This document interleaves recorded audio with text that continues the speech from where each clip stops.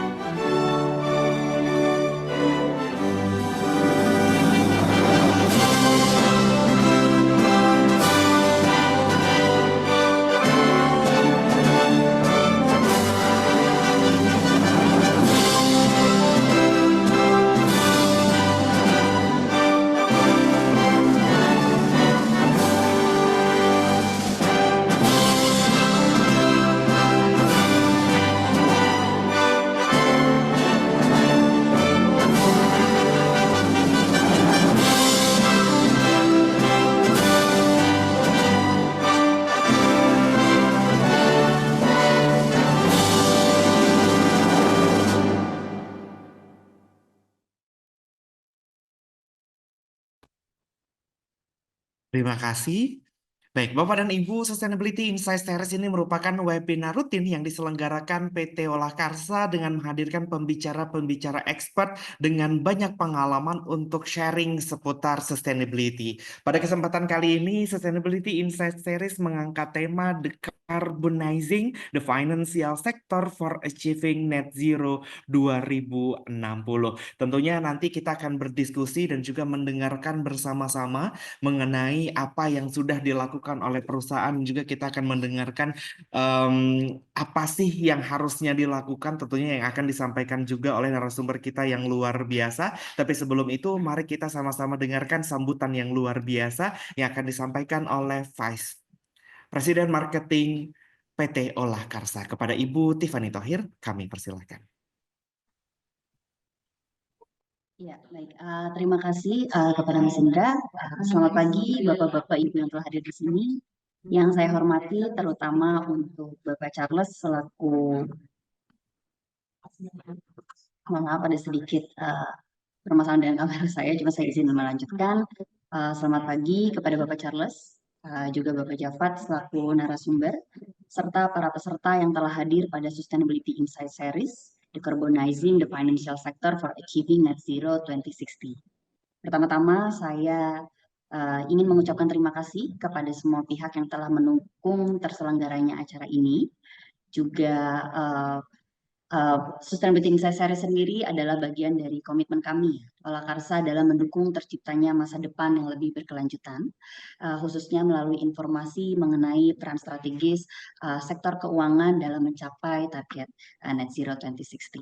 Seperti yang kita tahu dalam perjalanan menuju transformasi keberlanjutan, sektor keuangan sendiri memiliki posisi strategis dalam mengarahkan investasi ke arah yang lebih hijau atau lebih inklusif dan juga berorientasi pada keberlanjutan. Dengan menghadirkan Bapak Charles juga Bapak Javad yang luar biasa, saya yakin diskusi hari ini akan sangat berharga untuk memberikan wawasan baru, juga menginspirasi, semoga dapat menginspirasi Bapak-Bapak Ibu semua yang telah hadir pada Sustainability Insight Series kali ini. Semoga Sustainability Insight Series ini dapat menjadi awal dari langkah-langkah konkret yang dapat kita ambil bersama untuk dekarbonisasi terutama di sektor keuangan. Dan juga dapat tercipta kolaborasi yang lebih baik dari berbagai sektor untuk achieving net zero 2060. Mungkin itu dari saya kembali ke Indra. Terima kasih. Assalamualaikum warahmatullahi wabarakatuh. Waalaikumsalam warahmatullahi wabarakatuh. Kami ucapkan terima kasih banyak Ibu Tiffany Thohir selaku VP Marketing PT Olah Karsa yang telah menyampaikan sambutan yang luar biasa. Bapak dan Ibu dan juga rekan-rekan, kita semua tahu bahwa perubahan iklim adalah tantangan global yang mendesak dan semakin banyak sektor yang menyadari bahwa untuk mencapai tujuan ambisius global yaitu net zero pada tahun 2060, kolaborasi dan upaya besar harus dilakukan. Salah satu sektor yang memiliki peran sentral dalam proses transisi ini adalah sektor keuangan. Sektor keuangan baik itu melalui pembiayaan, investasi maupun kebijakan yang ditetapkan berfungsi sebagai penggerak utama dalam mendorong perubahan yang lebih hijau dan berkelanjutan. Namun, bagaimana sektor ini bisa beradaptasi dan membantu perekonomian kita beralih ke model yang lebih rendah karbon? Apa saja tantangan yang harus dihadapi oleh lembaga keuangan dalam memitigasi resiko perubahan iklim sambil tetap memberikan nilai tambah bagi para pemangku kepentingan? Inilah yang akan kita bahas dalam diskusi hari ini. Dengan hadirnya dua narasumber yang sangat kompeten, yaitu perwakilan dari Faith Group dan ID Angel Investor, kita akan mendapatkan wawasan lebih mendalam tentang bagaimana sektor keuangan dapat menjadi enabler dalam mencapai net zero 2060. Melalui diskusi ini diharapkan kita semua bisa memperoleh pemahaman yang lebih komprehensif mengenai bagaimana sektor finansial bisa berkontribusi dalam membangun ekonomi yang berkelanjutan, serta bagaimana kita semua bisa memainkan peran dalam mewujudkan dunia yang lebih hijau dan lebih ramah lingkungan. Tentunya apabila peran-peran ini dilaksanakan dan juga dikolaborasikan dengan baik dan juga lebih cepat seperti net zero tidak akan 2060, tapi mudah-mudahan bisa lebih cepat. Tentunya pada kesempatan siang hari ini tadi saya juga di awal sudah menyebutkan narasumber-narasumber kita yang luar biasa. Mohon izin untuk saya sebutkan kembali. Untuk narasumber kita yang pertama ada Bapak Charles Dewe Simare-Mare, CTMM, CPT, CPS, selaku Environment, Health, Safety, Social Responsibility, and Sustainability Department Head at Fifth Group. Juga Bapak Nur Islami Jafat, SSI MM MBA, ACA ITIL, CITPE, CICPE, CDSM, PRNC, CTWM, CSE, CDMP, selaku CEO Invest ID Angel Investor Network. Luar biasa, boleh tepuk tangan yang meriah untuk kedua narasumber kita, tentunya luar biasa sekali pada pagi hari ini. Baik, Bapak dan Ibu dan juga rekan-rekan yang hadir pada kesempatan kali ini memasuki untuk acara kita yang pertama, diskusi kita yang pertama akan dilaksanakan atau akan disampaikan terlebih dahulu oleh Bapak Charles Dewe Simare-Mare, STMM CPT CPS selaku Environment, Health, Safety, Social Responsibility, and Sustainability Department Head at Fifth Group. Kepada Bapak, waktu dan tempat kami persilakan. Baik, terima kasih Mas Indra dan juga terima kasih Bu Tiffany dan juga tim Olah Karsa atas kesempatan yang diberikan ya. Mungkin tadi udah diperkenalkan ya, nama saya Charles Mare dan senang sekali kami dari VIP Group hari ini diberikan kesempatan oleh Karsa untuk bisa sharing gitu ya, sharing terkait dengan aktivitas atau program apa saja yang VIP Group sedang dan akan lakukan gitu ya dalam mewujudkan decarbonizations di tahun 2060 gitu. Baik, saya coba share screen dengan materi yang akan saya sampaikan. Oke, sebentar.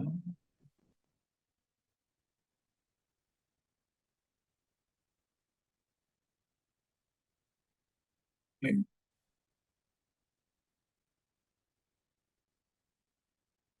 Ini apakah materinya sudah muncul, Bapak Ibu? Sudah Pak Charles? Sudah ya, oke. Baik, saya mau.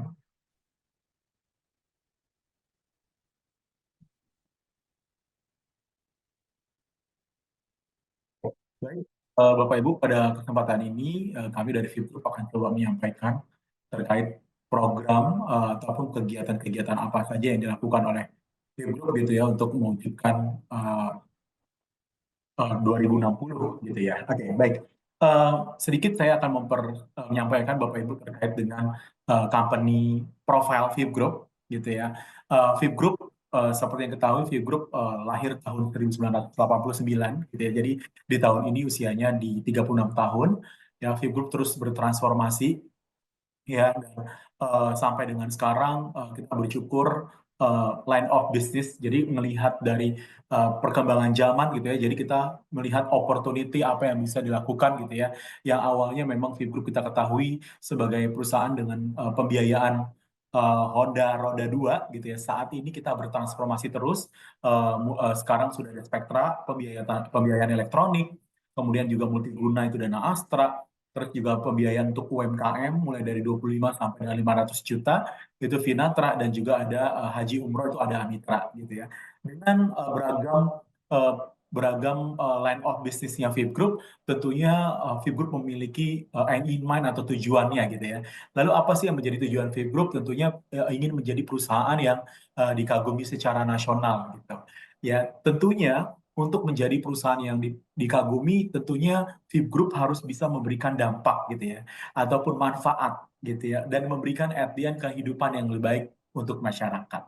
Nah, ini yang menjadi semangat ya insan VIP Group untuk terus bertumbuh dan agile gitu ya, atau mengikuti apa yang menjadi perkembangan gitu ya atau up to date dengan informasi-informasi terkini. Ya, kenapa? Karena memang kalau kita lihat VIP Group itu bisa kita bilang miniatur kalau dibilang tuh Astra miniatur miniatur Astra Bapak Ibu. Ya, kenapa? Karena memang VIP Group itu tersebar di seluruh Indonesia gitu ya dari Sabang sampai Merauke gitu ya. Jadi VIP Group itu memiliki cabang itu bisa 246 ya memiliki jumlah posnya lebih dari 400 kiosnya lebih dari hampir 1.000 gitu. Jadi kalau kita hitung-hitung lebih kurang jumlah network VIP Group itu di 1.600 gitu. Jadi ini menggambarkan sebaran VIP Group itu sangat luas sekali gitu. Sehingga kita juga harus memberikan dampak yang lebih luas juga untuk masyarakat Indonesia. Ya, tentunya didukung dengan 14 hampir kurang 14.300 karyawan dan juga 8.200 partners gitu.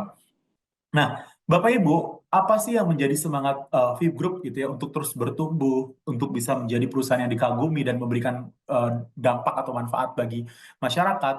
Salah satunya adalah tergambar dari eh, tujuannya VIP Group itu sendiri gitu ya. Bahwa VIP Group tentunya ingin build portfolio resilience gitu ya dengan dengan tujuannya terkait dengan streamline business process gitu ya dengan kita terus melihat bisnis prosesnya kita yang mana yang memang bisa kita uh, lainkan, mana yang memang bisa kita bangun untuk menuju bisnis yang lebih ramah lingkungan gitu ya. Tentunya harapannya adalah mencapai sustainability business excellence. Ya tentunya untuk mewujudkan ini kita ya tadi ya didukung dengan dari sisi portfolio bisnis, kemudian didukung oleh people, dan juga tentunya public contribution itu sebagai key enablers-nya VIP Group untuk bisa memberikan positif societal impact and reputations.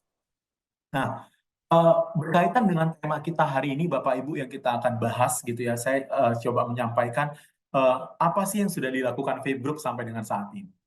Bapak Ibu, seperti yang kita ketahui gitu ya bahwa perubahan iklim itu saat ini tuh sejak masa pra-industrialisasi tentunya kita melihat terkait dengan adanya di sini peningkatan secara signifikan terkait dengan temperatur ataupun juga carbon emissions. Ya, ini menjadi hal yang tentunya pada akhirnya memiliki dampak untuk siapa? Untuk kita semua, ya untuk dunia gitu ya. Dan tentunya ini akan berdampak pada kehidupan setiap manusia yang ada di dunia ini. Ya, dan seperti kita ketahui di informasi sekarang banyak banget pemberitaan-pemberitaan, bahkan juga banyak sekali forum-forum juga gitu yang memberikan insight untuk kita supaya kita lebih aware gitu ya. Dan kita supaya kita mempunyai strategi apa yang bisa kita lakukan gitu ya. Apa yang bisa dilakukan VIP Group untuk bisa agile dan juga adaptif dengan informasi ataupun kondisi-kondisi yang terus tumbuh dan berkembang. Ya, seperti yang bisa kita lihat Bapak Ibu, saat ini digalakan kembali terkait dengan soal climate change gitu ya. Dan kita sama-sama tahu terkait dengan Paris Agreement gitu ya. Di situ terjadi gimana caranya yang baru-baru kemarin kita ada Conference of Parties ya di Baku gitu. Di situ disampaikan lagi ya terkait semangat hampir dari 200 lebih negara berkumpul untuk bisa bersama-sama berkomitmen dan terlibat gitu ya terkait dengan bagaimana lebih efektif dan efisien gitu kita dalam melaksanakan mitigasi dan adaptasi terkait dengan perubahan iklim ya, dan tentunya di sini didukung dengan ya macam-macam ya, ada financial support, technology transfers, kemudian capacity dan sebagainya gitu. Nah, tentunya apa sih yang menjadi end in mind dari Paris Agreement itu? Mungkin Bapak Ibu udah tahu, saya coba mengulas kembali gitu ya, mengingatkan kembali ke kita gitu ya bahwa di dalam Paris Agreement itu yang menjadi end in mind-nya adalah bagaimana caranya setiap negara itu bisa membatasi kenaikan suhu gitu ya di bawah 2 derajat gitu. Ya, dan juga setiap negara juga harus menyampaikan terkait dengan kontribusinya melalui NDC. Ya. Nah, setelah itu juga gimana caranya kita eh, di setiap perusahaan bahkan gitu ya memiliki inisiatif ataupun aspirasi terkait dengan penurunan emissions gitu ya dari operational bisnisnya. Ya, nah ini kita di challenge gitu ya untuk lebih agile dan melihat opportunity apa yang bisa kita lakukan ya di dunia bisnis. Ya, kemudian eh, mungkin sedikit kita coba lihat lagi dari apa yang menjadi semangat dari SDGs, ya, Sustainable Development Goals, ya, yang align dengan climate change. Ya, jadi kita bisa melihat ada beberapa memang SDGs yang sangat align dan berpengaruh terhadap dengan climate change. Ya, seperti terkait dengan angka kematian gitu ya. Kemudian di sini juga 35,3 juta itu penduduk tidak memiliki akses air bersih. Kemudian 80,4% itu listrik Indonesia itu masih berasal dari batu bara gitu. Kemudian di sini 23% itu ada penurunan PDB di tahun 2100 nantinya ya projections. Kemudian juga ada kenaikan muka air laut, kemudian juga deforestasi ya, dan juga pada akhirnya terjadinya peningkatan suhu ya di Indonesia. Nah, di sini sebagai anak perusahaan dari Astra, Astra sudah mengeluarkan framework sustainability aspirations-nya gitu ya, yang memang tertuang melalui 3P strategy ya, di mana Astra juga sudah melakukan eh, strategi portofolio yang tujuannya adalah untuk sustainable and resilience gitu ya. Dan di setiap bisnis Astra pun sudah ditentukan target terkait dengan pengurangan carbon emissions, kemudian juga renewable energy gitu ya, dan sebagainya. Nah, dari Astra apa yang sudah dilakukan VIP Group gitu. Nah, dari Astra kita coba align-kan dengan aspirasi VIP Group itu sendiri. Ya, yang memang kita punya namanya VIP Group 2030 Sustainability Aspirations Framework and Initiative. Nah, berdasarkan dari POJ K51 Bapak Ibu, VIP Group adalah perusahaan pembiayaan atau IKNB. Ya, di sana POJ K51 tentang penerapan keuangan berkelanjutan bagi lembaga jasa keuangan, emiten dan juga perusahaan publik gitu ya. Tentunya VIP Group memiliki tugas dan tanggung jawab gitu ya untuk apa ya transparansi ya accountability dengan segala inisiatif yang dilakukan. Dan tentunya framework ini sejalan dengan Astra 2030 Sustainability Aspirations. Ya memang di sini kita align dengan SDGs juga yang tentunya end in mind-nya adalah kita pengen better life, better futures. Ya, tentunya didukung dengan portfolio, people, and public contributions. Ya, nah dari sini Bapak Ibu kita bisa lihat yang mungkin saya mau highlight adalah dari sisi portfolio itu sendiri. Ya, nah dari sisi portfolio apa nih yang VIP Group bisa lakukan, gitu ya? Nah, kalau kita lihat di bagian atas itu adalah pembiayaan berkelanjutan Bapak Ibu. Ya, di sini VIP Group berusaha untuk ya tadi ya seperti yang disampaikan oleh Mas Indra tadi bisnis dengan ramah lingkungan. Ya, apa yang bisa Fibuk lakukan? Nah, saat ini kita sudah memprovide untuk pembiayaan yang berkelanjutan terkait dengan listrik, ya sepeda listrik, kemudian sepeda motor listrik. Terus juga kita sudah melakukan pembiayaan solar panel, ya kemudian juga kita pembiayaan UMKM melalui bisnis Finatra tadi yang saya sampaikan di slide sebelumnya. Terus juga kita memberikan akses pembiayaan yang lebih mudah untuk sahabat disabilitas. Ya, nah itu yang kita lakukan dari sisi bisnis Bapak Ibu. Nah kemudian dari sisi operasionalnya, apa yang Fibur lakukan gitu ya? Nah, di situ kita sudah melakukan terkait dengan reduksi emisi GRK, ya, dan juga kita menggunakan renewable energy di bisnis di perusahaan kita, yaitu di cabang-cabangnya kita. Ya, kita melakukan instalasi solar panel, ya, tentunya untuk mendukung bisnis yang lebih ramah ya, atau lebih hijau. Ya, kemudian yang berikutnya adalah kita juga melakukan pengelolaan air gitu ya. Kita melakukan kontrol dan juga utilisasi keran otomatis gitu ya untuk bisa lebih apa ya energi yang dibutuhkan tuh lebih sedikit gitu ya. Jadi kita supaya tidak menggunakan emisi yang berlebihan.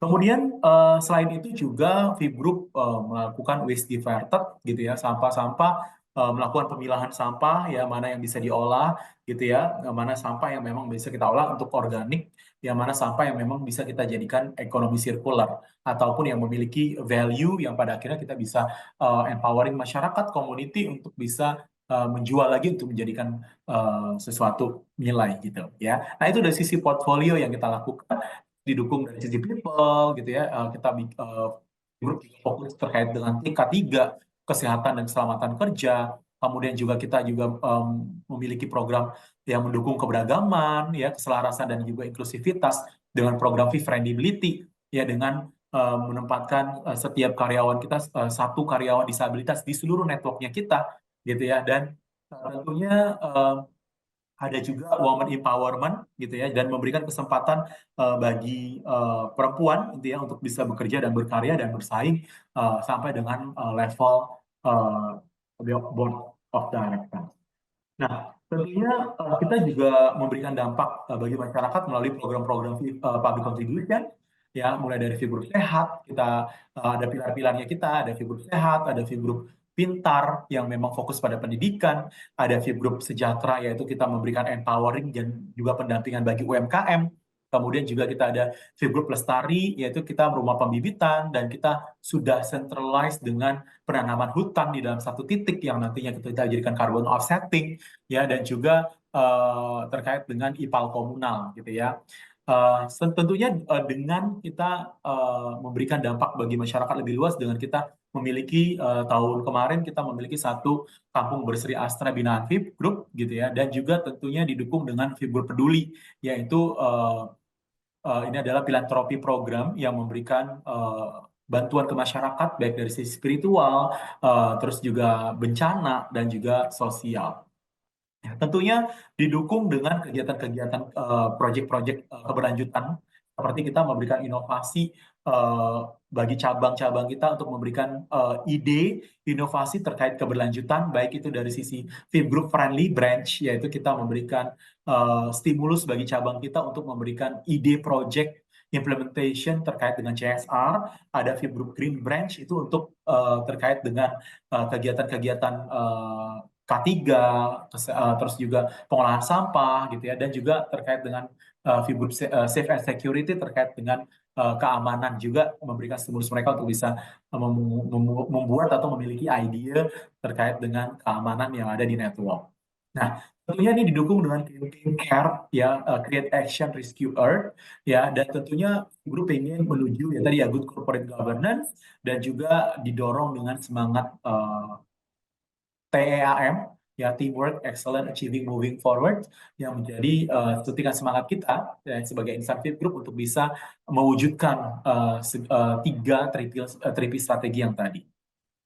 Nah, mungkin saya sedikit Bapak Ibu dari portfolio tadi saya coba turunkan lagi dan coba align-kan dengan yang memang hari-hari ini dari OJK sudah mengeluarkan terkait dengan roadmap terkait dengan pelaksanaan keuangan berkelanjutan tahap 1 ya. Memang kita bisa lihat bersama Bapak Ibu terkait dengan apa TKBI ya, hal-hal apa saja yang memang bisa kita implementasikan dan apa saja yang bisa kita lakukan ya. Ya tentunya kita mendevelop terkait dengan green taxonomy, kemudian juga di situ berdasarkan roadmap ini juga disampaikan dengan ESG aspek terkait dengan risk management gitu ya, dan juga di Fib Group juga saat ini puji Tuhan alhamdulillah di tahun kemarin kita juga sudah berusaha untuk mengeksersis terkait dengan penerapan keuangan berkelanjutan. Tahun kemarin Fib Group sudah mengutilisasi ya hampir 900 miliar ya, itu terkait dengan sustainable financing. Ya, memang di situ kita peruntukkan untuk solar PV, pembiayaan solar PV, dan juga electric bike financing. Ya, kemudian kita juga terkait dengan UMKM financing gitu ya, untuk melalui brandnya Vinatra, dan juga ada electric motorcycle financing, dan juga di sini ada disability financing. Dan puji Tuhan ini sudah terrealisasi di tahun 2024 gitu ya, dan kita berkolaborasi dengan Treasury terkait dengan proyek ini, dan di bulan Juni tahun kemarin itu sudah 846 miliar ini sudah terutilisasi semuanya. Dan di tahun ini kita juga akan mengeluarkan juga nanti terkait dengan sustainability financing yang memang tujuannya ini adalah kita memberikan pembiayaan pada sektor berkelanjutan yang tentunya memberikan manfaat bagi masyarakat, dan juga tentu dengan lingkungan, dengan menurunkan emisi, dan juga tentunya memenuhi terkait roadmap perusahaan financial yang berkelanjutan. Nah, kemudian Bapak Ibu selanjutnya terkait dengan sustainability loan. Dan dari sisi tadi sustainability financing, Fib Group juga di sini berusaha untuk ya tadi Bapak Ibu terkait dengan opportunity bagi Fib Group juga untuk penyusunan sustainability loan. Ya, kita juga kerjasama dengan Treasury ya, untuk bagaimana caranya kita melakukan pengembangan sustainability loan ini ya. Tentunya ini menjadi harapan juga bagi masyarakat gitu ya. Dan kalau kita melihat dari apa yang disampaikan oleh PwC juga ya terkait dengan beyond compliance gitu ya, bahwa customers and employees itu want business to do more on ESG. Ya, dan berdasarkan research-nya kita pun, kita kebetulan di Fit Group itu kalau setiap tahunnya di bulan-bulan Agustus itu sudah masuk masa planning cycle. Jadi kita melihat external analysis apa yang terjadi di luar sana, ya kita combine dengan apa yang menjadi issues di internal kita, ya, dan pada akhirnya kita juga perlu ya mendisclose, kalau bahasanya itu saat ini kan kita berdasarkan POJK 51 harus transparan gitu ya terkait dengan kegiatan atau kebijakan ataupun inisiatif keberlanjutan kita. Nah, berdasarkan ini 83% masyarakat itu menuntut perusahaan itu untuk lebih proaktif terkait dengan keberlanjutan. Kemudian di sini juga 91 perusahaan itu menyadari bahwa dampak proses bisnis itu adalah menjadi our responsibility gitu ya, menjadi tanggung jawabnya kita semua. ya. Dan sustainability loan ini juga pinjaman yang tentunya memberikan insentif kepada peminjam untuk mencapai tujuan kinerja yang berkelanjutan. Nah, Bapak Ibu, di sini yang sudah Vip Group implementasikan ya, bahwa saat ini kita juga kemarin bekerja sama dengan Mizuho ya, Mizuho Bank, kemudian juga MUFG dan juga Sumitomo Mitsui Banking Corporations ya, tentunya untuk menerapkan terkait dengan proyek-proyek berkelanjutan. Nah, kemarin puji Tuhan di bulan Juni juga sudah kita utilisasi sebesar 60 juta US dollars ya. Dan ini untuk kegiatan-kegiatan yang memang green project ya, untuk solar PV, EV dan juga electric vehicle, dan juga social project itu untuk UMKM dan juga disability and women underserved, undereducated gitu ya. Dan ini kita sudah lakukan juga di tahun kemarin di bulan Juni. Nah, di tahun ini kita lagi desain kembali untuk framework kita yang baru ya, untuk nantinya kita berkolaborasi dengan beberapa banking ya, tentunya untuk inisiatif atau kegiatan-kegiatan yang memang ramah lingkungan atau zero emissions.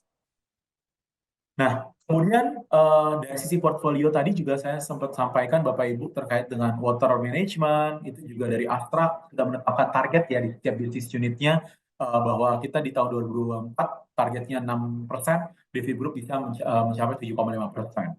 Nah, kemudian di waste management kita ditargetin juga Bapak Ibu, dan puji Tuhan Vip juga berhasil bisa untuk yang plastic waste itu kita bisa reduksi di 49,99%.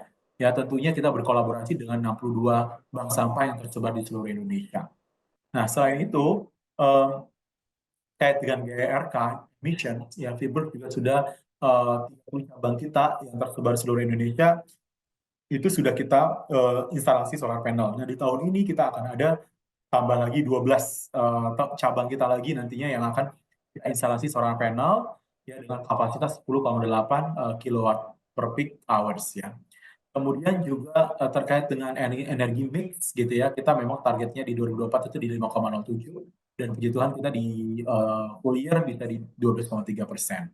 Target karbon kita juga reduksi, target 2024 13,5, dan kita puji Tuhan bisa bungkus di 16,87%. Nah, selain portfolio tadi Bapak Ibu, Vip juga fokus terkait dengan carbon offsetting.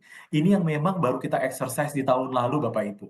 Jadi Vip Group melakukan offsetting terkait dengan hutan Vip Group ya di Garut ya, kita menanam 20 hektar dengan jumlah pohon kita 25.000 ya.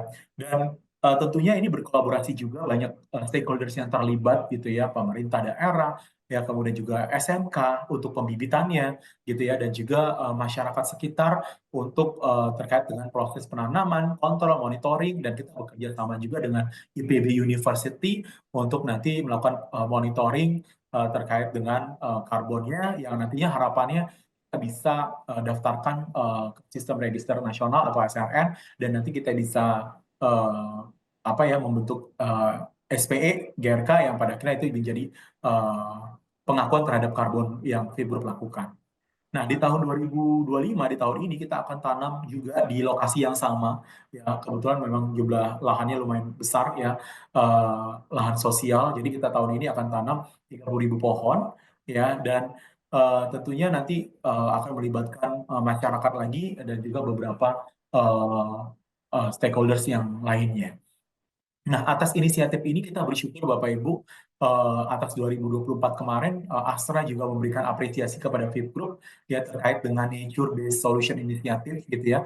Vip Group salah satu perusahaan yang mengimplementasikan dan juga terkait dengan meningkatkan dan juga pemanfaatan community ya, untuk bisa mengempowering mereka untuk bisa lebih aware dengan lingkungan, peduli dengan lingkungan, dan juga nantinya kita bisa lakukan yang namanya carbon offsetting.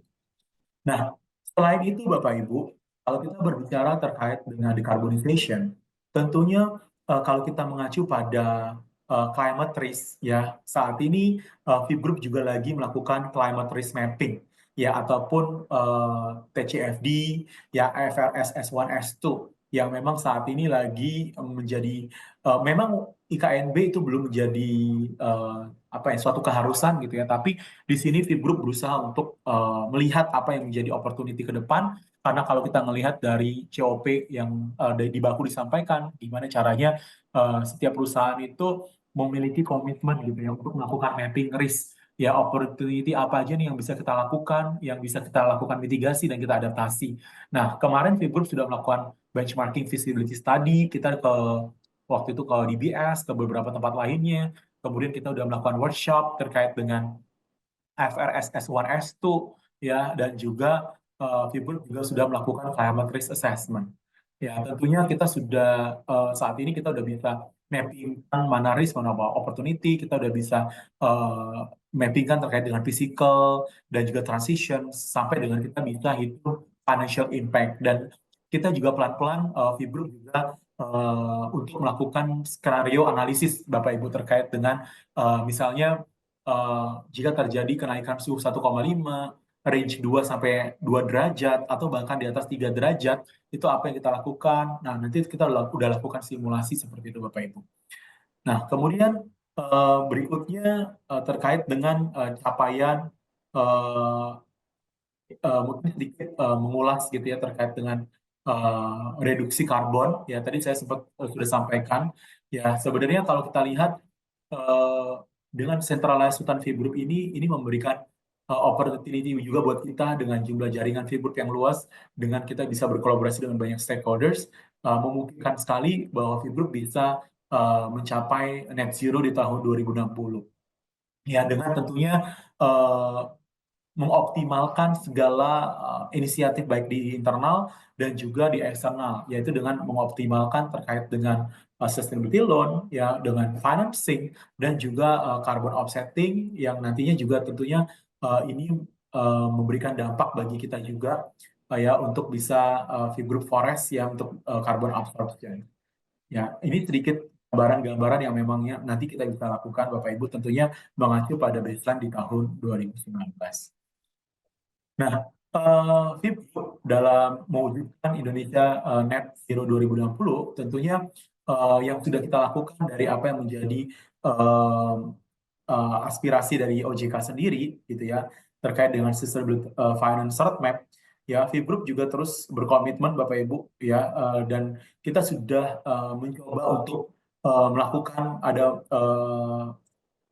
renewable energy yang memang sudah kita lakukan di beberapa networknya kita di tahun ini. Kita bisa 12, di tahun kemarin 30, sekitar 42 cabang kita sudah melakukan energi terbarukan gitu ya, dan juga kita juga ini ada transportasi ramah lingkungan yang kita sudah exercise, dan juga kita sudah melakukan pembiayaan untuk UMKM yang memang kita sudah lakukan. Nah, tentunya kesempatan-kesempatan lain itu nanti akan kita coba exercise dan kita coba pelajari, dan tentunya Fiber juga nggak stop sampai di sini. Kita akan coba melihat lagi apa yang menjadi opportunity ke depan, atau apa yang menjadi challenge ataupun arahan dari regulator yang nantinya kita coba bisa penuhi.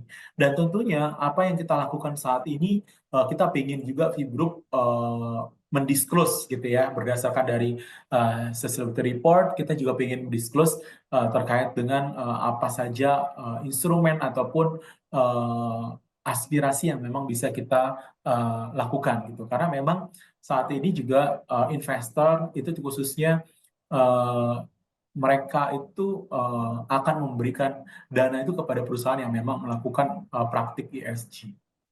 Nah, di tahun 2060 yang memang menjadi tema kita hari ini, apa sih yang memang menjadi challenge yang kita ya ke depan gitu. Tentunya eh, nggak gampang gitu ya, karena sustainability itu bisa dibilang menjadi challenge bagi kami ya, khususnya di Vip Group, karena ini yang menjadi challenge bagi kami juga untuk bagaimana caranya meningkatkan awareness gitu ya, kesadaran keberlanjutan bagi karyawan ya maupun mitra gitu ya. Dan ini kita coba Vip Group pelan-pelan untuk bikin working group divisions gitu ya, untuk bisa diskusi brainstorming kira-kira apa nih yang memang kegiatan ataupun activity yang memang pada akhirnya bisa ibaratnya ya tadi ya ramah lingkungan gitu ya, menjaga lingkungan kita supaya lebih hijau. Kemudian tentunya di sini challenge berikutnya adalah rendahnya tingkat pemahaman gitu ya dan juga partisipasi industri keuangan ya yang masih ya tadi ya beranggapan bahwa dengan kita melakukan penerapan ini itu tentunya akan ada additional cost. Ya, nah ini menjadi challenge juga bagi kami gitu ya dan belum ada kayak semacam standarisasi terkait dengan kategori hijau ya terkait dengan aspek ESG ya jadi tentunya kalau kita lihat kan regulasi itu terus berkembang terus berubah gitu ya nah di sini mau nggak mau kita harus well aware juga ya dengan apa yang menjadi informasi-informasi di luar sana yang nantinya kita bisa explore dan kita bisa pelajari bersama ya dan juga ini yang terakhir itu adalah challenge tuntutan ya, bisa dibilang tuntutan terkait dengan implementasi ESG ya, dan ini menjadi peluang bisnis sebetulnya bagi kami ya sehingga mau nggak mau ya inovasi terus juga agile gitu ya dan juga keterbukaan informasi itu menjadi salah satu kunci bagi kami untuk bisa kita lakukan dan kita implementasikan terkait dengan inisiatif hijau di Vipro. Mungkin ini Bapak Ibu yang dapat kami sampaikan terkait dengan decarbonization financial sector. Ya, mudah-mudahan apa yang saya sampaikan ini dapat memberikan insight baru gitu ya, karena memang di Fit Group kita juga masih proses belajar. Ya, kita juga masih belum expert banget gitu karena Fit Group memang fokus banget di sustainability itu officially itu baru di 2022-2023 gitu ya. Jadi memang kita proses belajar juga dan kita tentunya senang kalau nanti kita bisa diskusi untuk selanjutnya. Mungkin ini yang dapat saya sampaikan. Sekali lagi terima kasih Bapak Ibu. Salam sehat selalu. Tuhan memberkati. Baik, terima kasih banyak Pak Charles, luar biasa sekali pada hari ini. Kalau saya boleh bertepuk tangan itu sudah sangat gemuruh Pak pada siang hari ini. Tentunya tadi banyak sekali insight atau banyak sekali pelajaran yang sudah dilakukan oleh Fifth Group, yang sudah diimplementasikan oleh Fifth Group dan mungkin kita bisa coba combine dan kolaborasikan dengan kemampuan dari perusahaan kita masing-masing. Mungkin Bapak dan Ibu tentunya sangat luar biasa. Seperti yang Bapak Charles sampaikan, ternyata ketika kita fokus terhadap hal-hal tersebut atau fokus terhadap hal-hal yang lain di luar itu, seperti tadi Pak Charles menyampaikan berfokus kepada apa namanya transportasi menggunakan listrik, kemudian juga melakukan hal-hal yang bersifat sustainable gitu. Ternyata itu bukan hanya dalam tanda kutip buang-buang uang saja Bapak dan Ibu ya, tapi ternyata meningkatkan value perusahaan juga, yang tentunya perusahaan juga value-nya meningkat, otomatis nanti dari segi nama, branding, dan lain sebagainya tentu juga menjadi meningkat juga luar biasa Bapak dan Ibu. Bapak dan Ibu tentunya kita akan buka sesi diskusi, tapi sesi diskusi atau tanya jawab kita akan buka setelah narasumber kita yang kedua Bapak dan Ibu. Jadi untuk pertanyaannya boleh mungkin dicatat dulu di bukunya masing-masing atau di handphonenya masing-masing. Ini sudah ada dua pertanyaan sebetulnya yang sudah ada di kolom chat, boleh silakan dilemparkan. Nanti kalau ada kesempatan mungkin saya akan bantu untuk bacakan pertanyaan-pertanyaan tersebut. Tapi sebelum kita maju ke acara yang selanjutnya, Bapak dan Ibu, tentunya saya yakin Bapak dan Ibu semua di sini masih sangat semangat dan tentunya Bapak dan Ibu masih sangat antusias untuk mendengarkan pembicara yang kedua kita. Silakan Bapak dan Ibu kembali jika ada pertanyaan boleh ditulis terlebih dahulu atau dicatat terlebih dahulu di handphonenya masing-masing. Selanjutnya kita akan mendengarkan juga narasumber kita yang luar biasa juga, yaitu Bapak Nur Islami Jafat, SSI, MM, MBA, ACA, ITIL, CITPE, CICPE, CDSM, PRNC, CTWM, GSE, CDMP, selaku CEO Invest ID Angel Investor Network. Kepada Bang Jeff, mungkin mohon izin Bapak supaya lebih akrab, kami persilahkan. Eh, ya, terima kasih banyak. Ya, sebenarnya itu hanya apa ya? Oke, terima kasih banyak tadi sebuah presentasi luar biasa ya dari senior di Viv Group itu sangat amazing dan saya sendiri mungkin apa ya banyak tadi mendapatkan pelajaran baru ya di suatu organisasi yang besar ternyata seperti itu mungkin cara-cara untuk mungkin ya bahasanya mencapai net zero carbon ya di 2060 nanti ya. Mungkin sebelum kita mulai kita nonton film sebentar kali ya. Mudah-mudahan ini filmnya cukup clear. Sebentar. Saya coba share screen. Screen 2. Optimize for video sharing. Yes. Izin, ini sekitar 3 menit ya. Kita nonton saja. Ini salah satu perjalanan kita di 2023 ya rekan-rekan.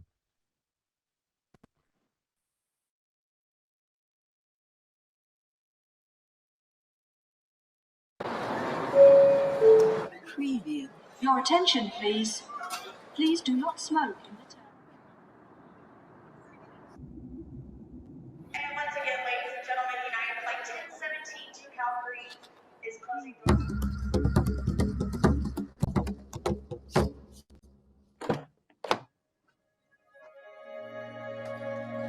Fly away to the sky, shining bright like a sunshine, dreaming high like the stars, dancing through with the stars. And every day brings such a meaning. Every cloud has silver lining. As long as you are still breathing, don't waste your time. Keep fighting, even if you drift and fall. Look down, mountain, still stand tall. Believe yourself and keep on running. Don't look back, stay dreaming.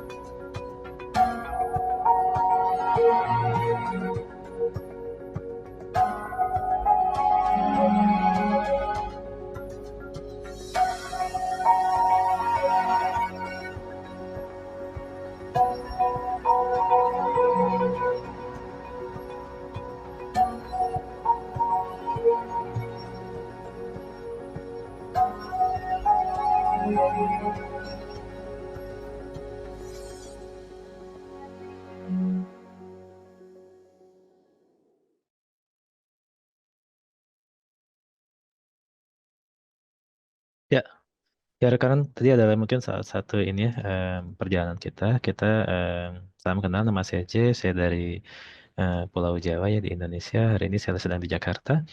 Em, Mungkin hari ini saya izin akan share beberapa ya tentang angel investing ya terhadap mungkin net zero carbon tadi ya. Jadi memang kita sebenarnya adalah kumpulan angel ya yang suka berjalan-jalan mungkin ya rekan-rekan ya. Hobi kita jalan-jalan dan kita selalu apa ya kita sangat suka untuk eksplor hal-hal baru ya sebenarnya dan berikut juga mungkin berbagai tren di dunia ini ya. Saya coba share screen sedikit.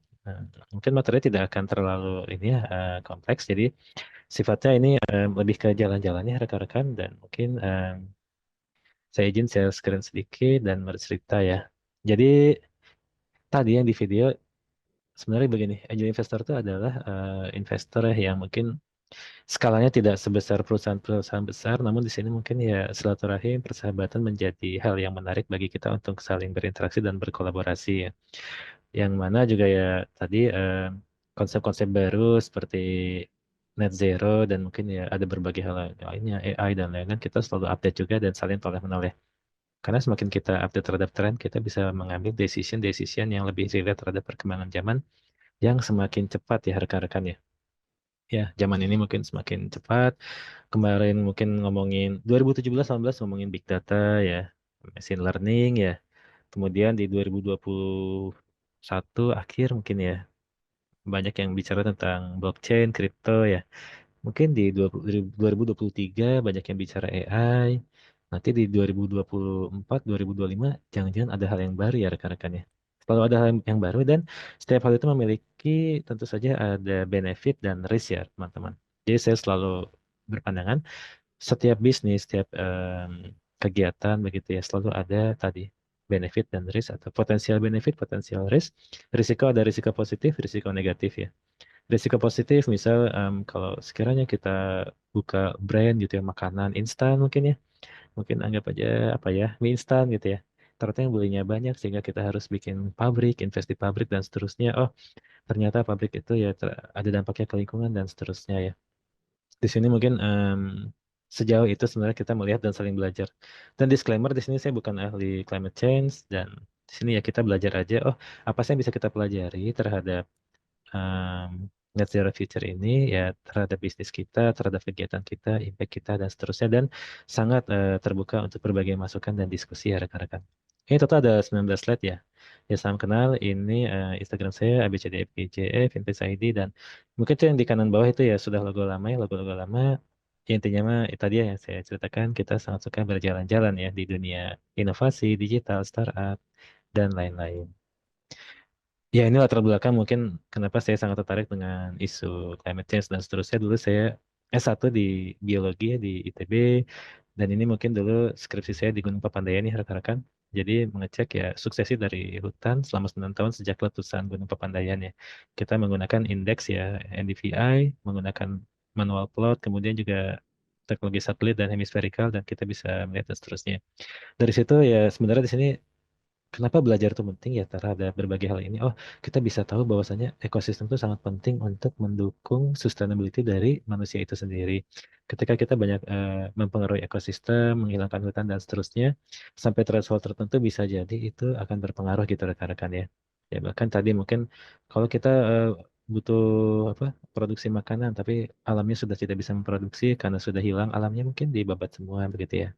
Secara sederhananya ya oh ternyata alam itu bisa drop juga begitu ya dan seterusnya seru dan di sini penggunaan teknologi untuk memberikan dampak lebih ke manusia juga hal yang sangat seru karena dia memiliki scalability ya teman-teman ya dia bisa diimplementasi ke berbagai tempat dengan mungkin biaya yang tidak terlalu mahal begitu rekan-rekan seperti di kiri saya dulu pernah itu ya, meriset tentang ini ya indikator kesehatan air di 23 titik di beberapa gunung di Pulau Jawa begitu ya.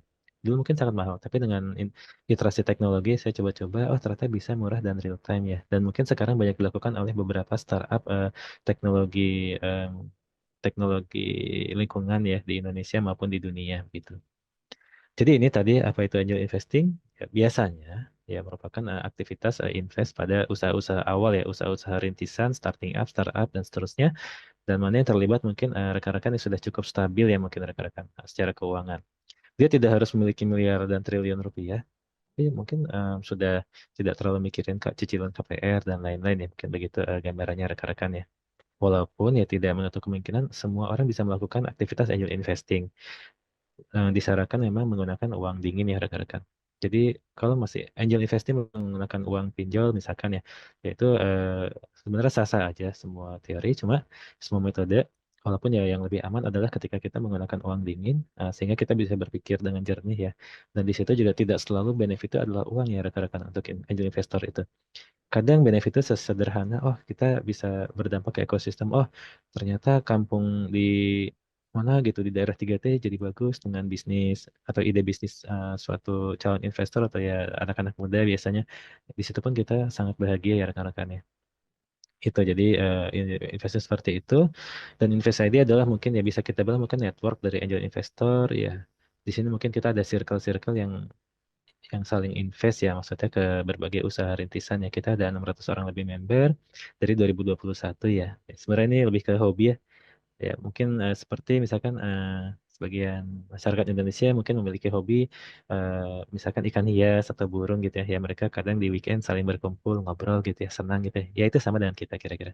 Kita senang untuk melakukan investasi pada usaha-usaha rintisan ya, yang planner ya, yang berdampak ke apapun dampaknya ya rekan-rekan seperti itu. Ya ini logo kita, foto bareng kita, ya seseru itu dan seinformal itu mungkin rekan-rekan ya. Karena kita sendiri bentuknya masih informal, kita bukan perusahaan, kita bukan apa, kita hanya circle ya. Circle yang saling berdampak seperti itu ya.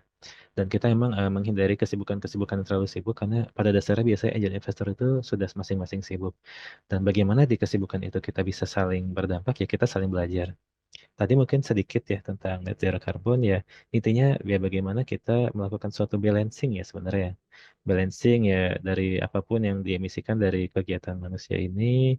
Kemudian ya kalau bahasa saya mungkin ya lebih sustain lebih lama gitu ya. Kita mewariskan hal yang baik untuk anak cucu kita dan seterusnya gitu ya. Ya di sini termasuk tadi ya, ketika suatu ekosistem itu bisa menopang usaha ya manusia, ya disitulah kegiatan manusia lancar. Ketika ekosistem sudah tidak bisa menopang karena ulah manusia juga ya mungkin ya berbagai hal itu akan terasa ke kita semua ya. Ya misalkan penambangan sekiranya tidak diolah untuk ipalnya dan apa pengolahan limbahnya itu ya bisa berdampak ke warga sekitar bahkan ke laut ya dan ya memang dampaknya sangat besar gitu ya sehingga kita selalu harus berpikiran tadi mengikuti regulasi benar ya dari senior dari Fifth Group ada aturan-aturan OJK itu semua mengarahkan kita untuk melakukan ya good bahasanya apa ya mungkin ya good itu ya good corporate ya Mah. Saya lupa ESG atau apa gitu. Ya inilah ya sambil belajar ya kan. Dan di sini mungkin kenapa ini penting ya. Jadi tadi eh, bagaimana ekosistem bisa selalu dipertahankan untuk jangka panjang dan di sini kita selalu melihat ya inovasi-inovasi daripada funding itu sendiri terhadap ide-ide yang baru. Jadi sebenarnya setiap ada ide yang dia bisa support sustainability itu sangat tadi benar yang kata dari Fit Group, em, sebagian banyak investor itu sangat suka dengan ide-ide ini gitu ya, karena mereka merasa bisa berdampak juga ke ekosistem, tanda kutip ya, hanya dengan menginvest ke startup yang memiliki ide bagus gitu. Bahasa santainya mungkin nebeng ya. Wah ada startup bagus nih, idenya misalkan carbon trading. Atau kemarin ada yang ini cerita ke kita, Bang, ini ada pisang. Hah, ada apa dengan kebun pisang? Kebun pisang ini certified carbon offset. Wow, jadi ternyata pisang salah satu yang menyerap karbon cukup banyak ya. Di samping mungkin ada pinus dan lain-lain yang memiliki apa namanya lifetime untuk penyerapan karbon 16 sampai 32 tahun untuk efektifnya ternyata selain pinus dan lain-lain ada pisang yang cukup bagus yang sedang di diiterasi atau diinovasikan oleh ya salah satu yang partner itu dan ternyata bisa ke arah valid dan dia lagi mencoba untuk bagaimana cara berikutnya menjualnya. Jadi seperti itu ya rekan-rekan, angel investor tuh selalu open terhadap ide-ide seru ya. Wah, ternyata pisang bisa nyerap karbon. Nah, itu saya belum paham sampai sekarang, tapi any idea is good, teman-teman. Tidak ada ide yang buruk dan tidak ada ide yang default ataupun oh ini salah, ini benar. Yang lebih menarik malah how might ya. Oh, bagaimana caranya? Pisang, oh pisang, oke. Apakah pisang gitu ya, validasi dan seterusnya. Karena pada setiap aktivitas investment ada namanya risiko ya rekan-rekan. Ya, salah satu yang mungkin termasuk medium ke high risk adalah ya investasi pada inovasi ataupun juga sesuatu ya apapun itu ya. Jadi mungkin kalau invest ke toko beras, invest ke franchise dan lain-lain itu cukup stabil ya. Tapi jangan khawatir untuk para rekan-rekan investor siapa tahu ada yang ikut hadir di sini. Low profit, low gain ya. Medium profit, sorry, medium risk, medium gain, low risk, low gain, high risk, high gain ya. Ya itulah jadi yang vice versa. Jadi untuk setiap resiko yang kita ambil tentu saja ada em, potensi begitu ya. Dan long term impact. Jadi kalau kita invest pada usaha-usaha yang mendukung sustainability, kita bisa berharap bisnis itu bertahan panjang juga. Panjang itu apa? Artinya kita bicara 50 tahun ke depan, 100 dan kita bisa meninggalkan mungkin ya, karena saya percaya saya akan meninggal suatu hari. Kita bisa meninggalkan oleh-oleh yang baik untuk adik-adik anak-anak ya, maksudnya anak-anak cucu cicit kita ya. Oh, ternyata ya saya tidak akan meninggal dengan mewariskan suatu pabrik yang mencemari lingkungan. Ya kalau saya personal ini pribadi aja teman-teman. Ya mungkin kepikiran juga, wah pabriknya nih setiap hari membuang misalkan 1 juta liter pewarna ke sungai. Waduh, seperti itu ya teman-teman. Jadi ya dengan hidup yang baik, kita sebagai diri yang baik ya mewariskan hal-hal yang tidak terlalu buruk lah gitu ya. Karena tentu saja pasti harus ada jalan tengah ya rekan-rekan terhadap berbagai kegiatan bisnis begitu ya. Ya ini berbagai area. Sebenarnya mungkin kalau teman-teman, oke, saya disclaimer juga. Slide ini tadi mungkin saya generate pakai AI untuk gambar di belakangnya. Kemudian juga bahkan tadi ya untuk definisi angel investing saya nanya ke ChatGPT ya. Source ChatGPT 2025. Artinya kegiatan ini tentu membutuhkan power daripada komputasi ya teman-teman. Computation power, di mana computation power termasuk Zoom yang kita lakukan sekarang ya. Jadi setiap teknologi itu membutuhkan proses komputasi, kemudian juga ya kegiatan IT, informasi teknologi dan lain-lain.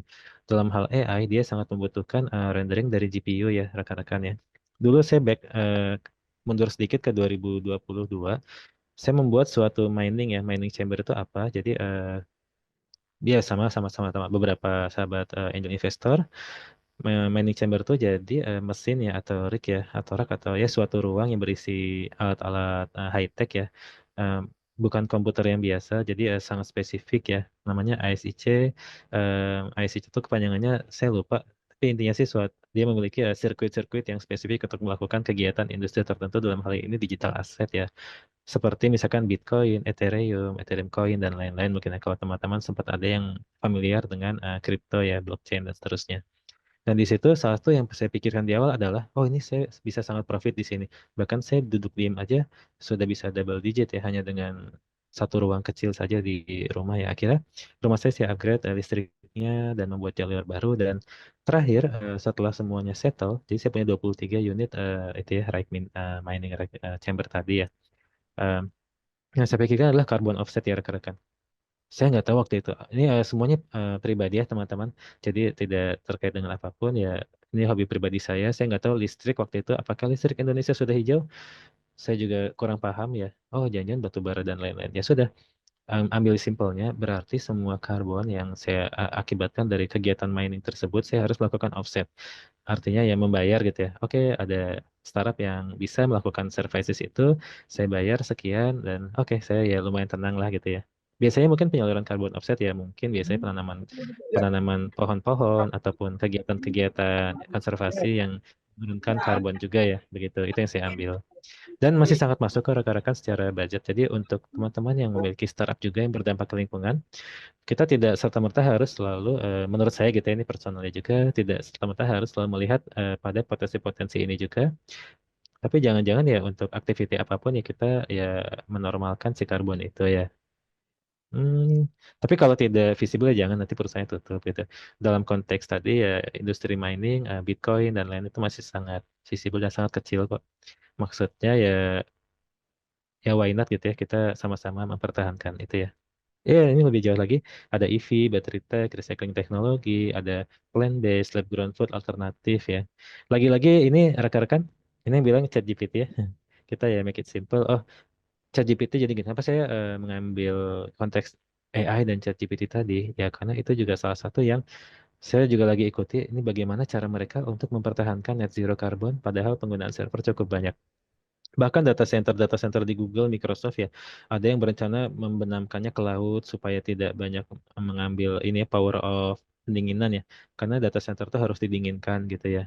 Ya udah taruh saja di laut supaya dingin. Atau ada yang lautnya digeser suhunya pakai water cooling supaya minim gitu ya. Sejauh itu memang rekan-rekan teknologi di negara berkembang memikirkannya begitu. Bagaimana cara memproses semua kegiatan kita ini ya tanpa membuat bumi semakin panas. Mereka sudah sejauh itu rekan-rekan. Ya kita mungkin sebagai yang small scale bisa berpikir ya anything. Ya.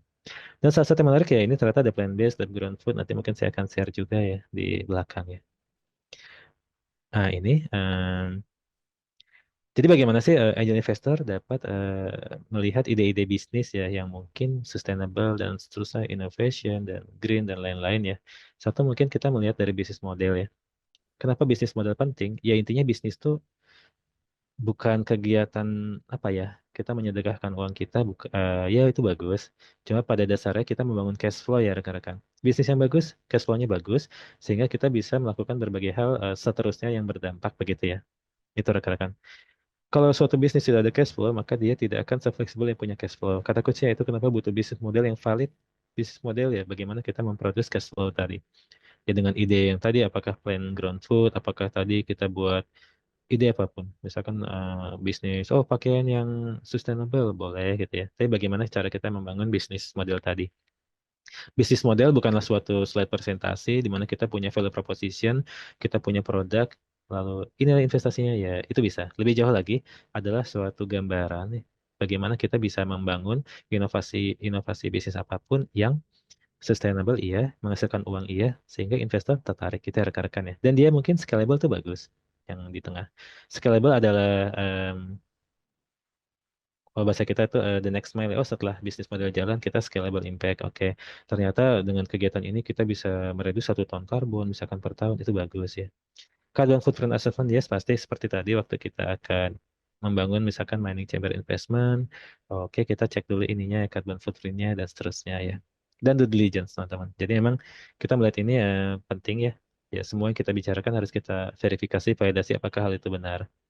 Jadi ya siapa tahu ini karena mungkin ya link Zoom ini saya share juga ke beberapa rekan-rekan investor ya kita sedikit sharing terkait ini ya sedikit perjalanan kemarin oh bagaimana melihatnya seperti ini dan seterusnya untuk ya mungkin rekan-rekan yang merupakan dari startup founder ya kira-kira begini cara angel investor melihat potensi suatu ide-ide yang sangat apa ya berdampak mungkin ya saatnya ada garis di sini saya hapus dulu ya mungkin ada yang menganotasi ya nah udah sudah saya hapus oke. Di sini ada challenge juga dari angel investing di sustainability. Itu mungkin ini bahasa dasarnya lah ya. Sebenarnya regulasi terus berubah, terus terupdate yang merupakan hal yang baik ya. Karena memang kita semua lagi bergerak ke arah hal yang lebih baik dan bagaimana kita bisa adapt terhadap hal itu. Yang kedua market adoption. Jadi emang teknologi-teknologi baru yang sustainable ataupun produk yang sustainable kadang membutuhkan proses dari masyarakat untuk edukasi ya. Edukasi ke masyarakat customer bahkan ke masyarakat investor juga ya. Ternyata ini bisa begini loh, bisa bertapak bagus dan seterusnya. Wah gitu, perfect atau apa dan kadang itu butuh proses teman-teman. Dan di proses itulah bisnis bisa masuk di small scale validation, pelan-pelan kita menambah impact juga quantity produk kita. Teknologi uncertainty, yes. Jadi di sini kita tadi ya teknologi terus berkembang atau kadang mungkin ada yang belum stabil yang sudah dipaksakan jalan begitu ya dan seterusnya. Jadi teknologi kita harus hati-hati juga. Teknologi tidak hanya IT ya rekan-rekan, tapi ada teknologi IT, teknologi life science, teknologi engineering, teknologi metalurgi dan seterusnya ya. Jadi skop dari teknologi ini sangat luas ya. Ya itulah yang ada mungkin di berbagai universitas ada namanya jurusan teknik, jurusan teknologi ya dan lain-lain ya. Long term horizon, yes. Jadi di sini kalau kita melihat sebagian investor melakukan strategi long term ya. Dia tidak berharap mendapatkan profit dalam waktu 1 tahun 2 tahun rekan-rekan untuk sebagian investor yang stabil ya. Dia ngebayangin tuh 20 tahun ke depan. Oke. Salah satu bagaimana cara kita bisa meraih ya long term impact dan long term profit potensial yang sangat tinggi itu untuk investor. Ya kita melihat apakah bisnis ini bisa sustain secara bisnis juga secara sustainability itself ya gitu rekan-rekan. Ya, ini sedikit ya sharing-sharing saja. Tadi mungkin ya yang sempat kita share ya videonya di awal yang 2022 akhir ya ini ada ide suatu anak muda di member community blockchain kita, kripto kita. Nah, di situ mendapatkan dukungan angel investor juga ya. Idenya sederhana bersama anak-anak muda yang lain. Bagaimana suatu gambar-gambar ini bisa berdampak untuk konservasi gajah ya di Indonesia ya. Apapun caranya, apapun ceritanya lagi-lagi tidak ada yang default dan semuanya bersifat eksploratif ya. Jadi suatu ide itu selalu bagus. Akhirnya mereka bisa ini ya intinya mah gambar seperti ini dijual ya di apa di OpenSea ataupun NFT marketplace ya untuk yang mungkin familiar dengan teknologi blockchain dan non fungible token, crypto, Bitcoin ya. Di mana investor dari berbagai negara itu berkenan untuk membeli ini rekan-rekan karena mereka buying the idea. Wah, kita suka idenya, kita beli gitu ya. Waktu itu ya ada kalau nggak salah dari 8 ya lebih dari karena marketnya global, Indonesia hanya sebagian daripada pembeli dan banyak yang dari luar. Kalau proposisinya adalah untuk setiap yang membeli NFT ini mendapatkan 1 pohon di Indonesia yang dirawat selama 3 tahun dan ada titiknya juga rekan-rekan bekerja sama dengan istilahnya apa ya? Em, mungkin inisiatif-inisiatif konservasi di Indonesia begitu ya. Saya takut salah sebut juga. Itu sangat menarik. Dan untuk yang membeli 2 NFT, mereka bisa langsung melihat gajah plus mendapatkan 2 pohon juga ya. Itu sangat menarik dan gratis perjalanannya gitu ya. Yang kita jual ada story seperti ini oleh CEO-nya waktu itu namanya Gajah Society di Discord ya. Jadi ada ceritanya nenek gajah meninggal, ada ceritanya gajah ini mencari ekosistem baru karena ekosistem lamanya dikeruk oleh manusia gitu ya. Perjalanan gajah dan mereka bisa teleport dan menemukan dunia baru ya, welcome to gajah begitu. Ya sebenarnya welcome to Y. Ini salah satu perjalanan kita ke Y Canvas waktu itu, investor-investor awal yang buy in, kita roulette ya. Jadi kita roulette dan di situ ada yang mendapatkan ya, inilah ya investor awal di first journey ke sana. Ya kita sangat akrab dan seru sih rekan-rekan. Dan lagi-lagi mereka adalah ya tadi investor-investor yang apa ya bahasanya ya, yang peduli terhadap konservasi, dalam hal ini mungkin gajah ya dan pohon tadi. Oh, mereka buy in di sana. Jadi setiap investor memiliki appetite sendiri. Ada yang sukanya ke gajah, ke pohon, ke air ya. Itu kembali ke masing-masing investor. Oh, ada yang sukanya ke konservasi burung ya silakan. Pada intinya adalah kegiatan konservasi gajah ini sangat berkaitan dengan pohon sebagai penopang alamnya. Selama ada pohon, maka dia gajahnya akan sustain juga ya. Yang dimana pohon juga ya menyerap karbon juga rekan-rekan. Jadi ini salah satu ide yang menurut kita sangat bagus, di mana ide ini bisa berdampak ke ekosistem, ya ikut bantu menyerap karbon dengan pohon-pohon yang ditanam oleh para investor yang gajah tadi, ya termasuk mungkin ya ekosistemnya itu ya. Dan ini semua kita lakukan informal ya. Karena kenapa? Kadang kalau small scale, start small itu tidak bisa langsung formal, tapi pelan-pelan ya setelah kita ke notice, kita bisa masuk ke jalur yang formal. Seperti itu rekan-rekan. Ini juga menarik ya, jadi saya sangat respect dengan CEO ini, jadi Mas Widya, Mythos Kingdom, dia punya ide, ternyata ini itu memiliki carbon impact ya rekan-rekan ya. Dan beliau sedang ongoing dan terus melesat ya. Saya bilang ini salah satu entrepreneur yang high respect begitu ya rekan-rekan di Cimahi di Pulau Jawa, dan di sini idenya adalah ya mungkin planongan ya rekan-rekan ya. Dalam artian eh kita kalau ngebayangin daging nih, saya juga dapat pencerahan dari beliau. Wah, ternyata sebuah daging sapi membutuhkan banyak air ya rekan-rekan ya. Bagaimana kita membuat suatu yang rasanya mirip daging menggunakan plant based ya, beefnya gitu, dagingnya tanda kutip ya, ternyata bisa lebih sedikit menggunakan air dan juga karbonnya ya, karena produksi sapi itu membutuhkan karbon gitu ya, lebih membutuhkan sedikit lah. Jadi ini tidak sekedar karbon saja, ada cerita tentang air juga rekan-rekan begitu. Idenya sangat bagus ya, dan ini terus berproses. Tentu saja ini sangat menarik minat investor ya rekan-rekan. Dan beliau sudah beberapa kali mendapatkan investment dan seterusnya ya. Termasuk ya mudah-mudahan ya dari Invest ID ada kesempatan juga untuk invest. Maksudnya begini, ketika suatu ide bagus, belum tentu investor bisa masuk rekan-rekan. Ya kan ada faktor kecocokan, izin juga ya dari pemilik bisnisnya. Jadi kadang-kadang malah kita yang sebaliknya berharap, wah ini kok bagus ya produknya, bisa nggak ya, boleh nggak ya kita join gitu ke sana gitu ya. Seperti itu rekan-rekan.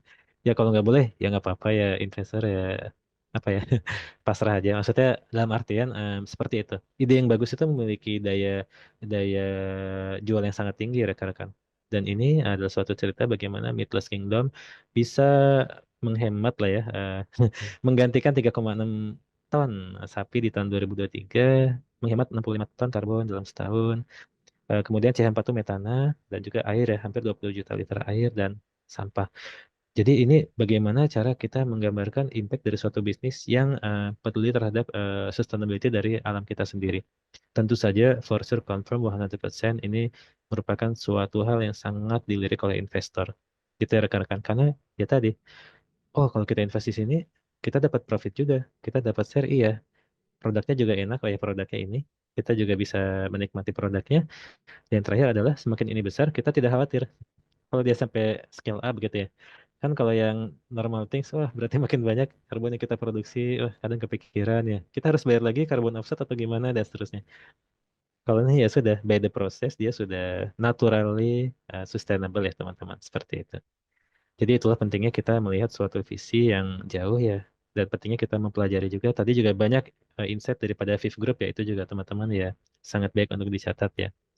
Ya pada intinya adalah pada suatu ide bisnis, investasi apapun, tidak harus ya, tidak harus direct, bisa juga surroundingnya. Selama dia memberikan impact positif ke ekosistem, investor akan sangat respect dan ya bahkan kadang izin apakah kita bisa join ke sana atau tidak gitu ya. Malah kita yang jemput bola ya, bahasa jemput bola gitu ya. Saya juga lagi jemput bola ke satu ide yang bagus sekali, yang nggak tahu nih diterima atau enggak.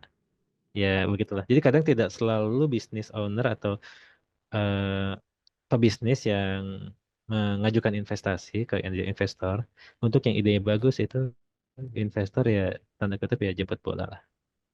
Itu sekian mungkin pemantik diskusi dari saya. Mudah-mudahan sih ya ini tidak terlalu rumit ya, cukup sederhana materinya. Ya mudah-mudahan bisa dicerna oleh rekan-rekan. Kita kembalikan ke MC. Terima kasih. Baik, terima kasih banyak Bapak, atau mungkin lebih akrabnya Bang Jeff, saya panggilnya boleh ya Pak? Siap. Baik, terima kasih banyak Bang Jeff. Tepuk tangan yang luar biasa Bapak dan Ibu untuk Bang Jeff, dan tentunya tadi narasumber kita Bapak Charles juga. Baik Bapak dan Ibu, rekan-rekan yang hadir pada kesempatan atau Sustainability Insight Series pada hari ini, kami persilahkan untuk dapat bertanya. Mungkin untuk yang pertama saya persilahkan rekan-rekan bagi yang mau menyampaikan pertanyaannya secara langsung terlebih dahulu. Silahkan boleh diangkat tangannya. Nanti saya akan persilahkan Bapak dan Ibu atau rekan-rekan Baik, untuk Assalamualaikum. pertanyaannya. Selamat pagi. Oh baik, silakan Pak Yunaldi, silakan Pak. Iya, perkenalkan Pak, saya Anton Arifin Pak dari Bandung. Ya, bagus sekali ya dari sisi kebutuhan tadi baik dari sisi Pak Jeb maupun dari pihak FFA gitu kan terkait adanya karbon investasi ini gitu ya. Ya, mau nanya Pak, ini karbon kan sebenarnya bergerak di karbon investasi atau misalkan zero network itu dari 2022 ya Pak. Jadi sejalan dengan waktu ini kan sebenarnya banyak beberapa penggunaan karbon atau hemat energi lah ya, bahasa kitanya gitu kan. Nah ini bagaimana cara mengelolanya Pak? Karena di satu posisi kita nggak semua hemat energi ya terhadap tentang lingkungan awareness lah, tetap kesadaran-kesadaran energi yang sudah ada. Terus saya mau nanya gitu kan, terkait adanya ini kan kadang-kadang mungkin di perusahaannya di FF gitu kan, tingkat keberhasilan seperti apa sih Pak? Karena beberapa karbon kan sekarang banyak aturan-aturan lainnya mungkin dari sisi Amerika maupun dari sisi Indonesia. Terus kemudian kalau misalnya kita implementasi di organisasi profesi, itu akan seperti apa gitu kan untuk implementasi di karbon? Karena di seperti posisi juga kami itu sudah pernah implementasi gitu kan ke sana sih Pak gitu dari sisi kebutuhan karbonnya. Nah ini ada masukan saran nggak gitu? Soalnya kan tantangan tantangan sama ininya sangat sangat banyak ya Pak ya gitu kan. Tantangannya berat gitu kan. Nah tingkat keberhasilannya apa kalau misalkan nanti di 2025 ke depannya sih? Mungkin itu Pak. Terima kasih Pak. Selamat pagi. Baik, terima kasih Pak Anton Arifin. Terima kasih banyak atas pertanyaannya. Mungkin yang pertama dijawab oleh Pak Charles terlebih dahulu mungkin ya Pak. Ya, Silakan Pak. thank you Pak Anton gitu ya. Oke, thank you Pak Anton atas pertanyaannya tadi ya terkait dengan karbon. Jadi gini sih Pak yang bisa saya coba sharingkan gitu ya. Memang soal karbon ini tuh ya memang kita harus paling penting tuh kalau kita lihat sih kalau di Fit Group ya based on dari best practices kita ngelihat dulu dari operasional sih Pak. Kita berangkatnya dari operational business gitu. Jadi kita lihat dari apa yang bisa kita lakukan dulu sih gitu. Jadi pertama first thing first adalah Fit Group itu sendiri kita kan perusahaan pembiayaan ya Pak, yang memang kalau bisa kita bilang quote and quote kita adalah mengeluarkan pembiayaan emisi gitu ya terkait dengan pembiayaan motor gitu. Nah, berangkat dari situ apa nih sebelum kita berangkat ke sana itu apa nih bisnisnya kita, maksudnya operasional dalam menjalankan bisnis ini apa yang Fit Group bisa pengaruhi yang sifatnya controllable ya. Mungkin ada gangguan suara. Yep. Boleh. Oke, thank you ya. Oke, nah kita sih melihat mapping dulu dari bisnisnya Fit Group sendiri dalam menjalankan operasionalnya itu apa gitu. Jadi waktu itu kebetulan sih Pak Astra sebagai holding company kita itu sudah udah mempunyai framework aspirasi Pak waktu itu. Jadi dari situ kita coba lihat dari operasional kita, oh ternyata emisi itu ada dibagi menjadi 3 scope waktu itu. Jadi ada scope 1 yaitu terkait dengan penggunaan bahan bakar ya. Jadi bahan bakar fiber B30 bla bla bla gitu ya. Itu seperti apa? Ya, konsumsi bahan bakar dalam menjalankan operasionalnya seperti apa. Yang kedua, itu adalah emisi tidak langsung, yaitu scope 2 itu terkait dengan listrik, penggunaan listrik. Ya, nah Untuk yang ketiga itu emisi yang memang sifatnya ini yang menjadi challenge bagi kita yang saat ini skop 3 lagi kita coba hitung terkait dengan misalnya bisnis trip, terkait dengan pembiayaannya kita ya yang kita biayai itu berapa emisinya, terus juga pengiriman barang, employee commuting, perjalanan karyawan kita dari rumah ke kantor, dari kantor ke rumah ya itu tuh menjadi skop 3 nantinya. Yang saat ini Astra sedang lagi explore dan kita juga di Vip Group lagi menghitung. Nah, dari situ Pak, itu kan emisi yang terbentuk ya Pak. Nah, tugas kita berikutnya adalah dari emisi ini tuh mana yang memang bisa kita coba kurangi. Nah, pertama waktu itu kita ngelihat dari simple things Pak. Waktu itu adalah terkait dengan lampu. Ya, waktu itu lampu kita jujur di seluruh networknya kita tadi Pak, lampu itu kita kayak ya scatter ya Pak. Jadi kayak ya udah kita nggak ada yang kayak bikin standarisasi gitu. Bahwa ternyata oh mau nggak mau nih lampu harus kita standarisasi. Oh jadi kita pilih lampu LED yang memang ramah, ya kan? Nah kita piloting di beberapa cabang kita, baru kita centralize dan kita lakukan nasional. Terus penggunaan terkait dengan bahan bakar.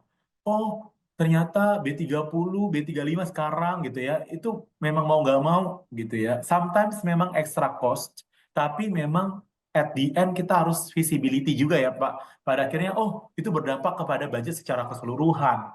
Oke, kita lakukan. Jadi kita sistemnya piloting.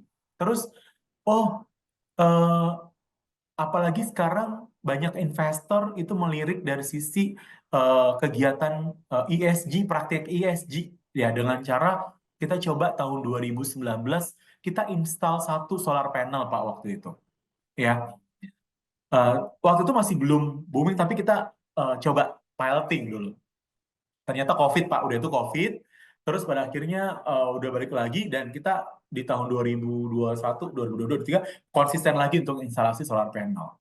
Nah dari situ kita ngelihat efektivitasnya eh, memang nggak langsung 100% Pak gitu, tapi at least berkontribusi terhadap operasional kita. Ya kalau solar panel kita itu Pak, misalnya dia memang saat ini ketentuan dari PLN juga kita ada apa ya threshold. Ya jadi maksimum 20% dari total tagihan gitu ya. Jadi memang nggak pakai baterai. Jadi kayak ada inverted gitu ya. Jadi kayak ada eh, nanti energi yang diserap itu akan dikurangi terhadap total tagihan gitu ya. Sistemnya seperti itu.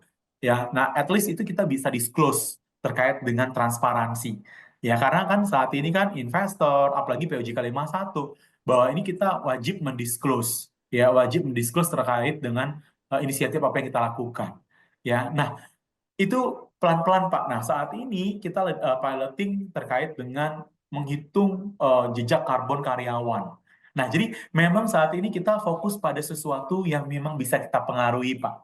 Ya, bertahap dengan tadi kenapa saya jelasin terkait dengan carbon offsetting, gitu ya. Nah, tadi aku ngelirik kayak ada pertanyaan juga terkait carbon offsetting, carbon netral. Nah, itu bedanya apa gitu. Ya, sebenarnya pada dasarnya adalah sebagai perusahaan Vip Group juga pengen ya tadi ya transparansi ya kita juga punya tanggung jawab gitu ya. Carbon offsetting itu sebenarnya prinsipnya adalah tujuan kita masih ke situ ya Pak operational. Berapa yang karbon kita hasilkan terhadap inisiatif kita hutan Vip Group tadi dikurangi dengan operational kita ya minimal seri. Nah, itu tuh yang kita harapkan gitu Pak. Gitu. Jadi kalau dibilang balik lagi ke business as usual Pak. Yang harus kita mappingkan adalah bisnisnya kita dulu itu seperti apa, baru kita relook apa yang mau kita lakukan gitu. Karena jujur apa yang dilakukan Vip Group pun itu bertahap Pak. Jadi kita nggak langsung semua karena kita takut ya Pak. Tiba-tiba makin ini nih FOMO nggak bisa kayak gitu. Karena kan kita harus presentasi ke BOD dulu, meyakinkan bahwa ini efeknya ke sini, kalau kita melakukan ini ke sini gitu ya. Mereka agree baru kita implementasikan. Mungkin itu sih Pak Anton yang dapat saya sampaikan Pak. Menarik Pak Charles, dari sisi dashboardnya itu kalau diimplementasikan sama smart building atau smart energy itu lebih banyak ya Pak ya? Betul, Oke betul. Pak. Terima kasih Pak Dan, Charles. dan ini Pak Anton, memang nggak mau Pak, tempat saya itu harus kolaborasi dengan banyak fungsi Pak. Ya tadi ya kayak misalnya nih, kita bikin roadmap 5 tahun ke depan green building gitu ya. Yang udah harus disiapin dari sekarang apa yang harus dilakukan gitu.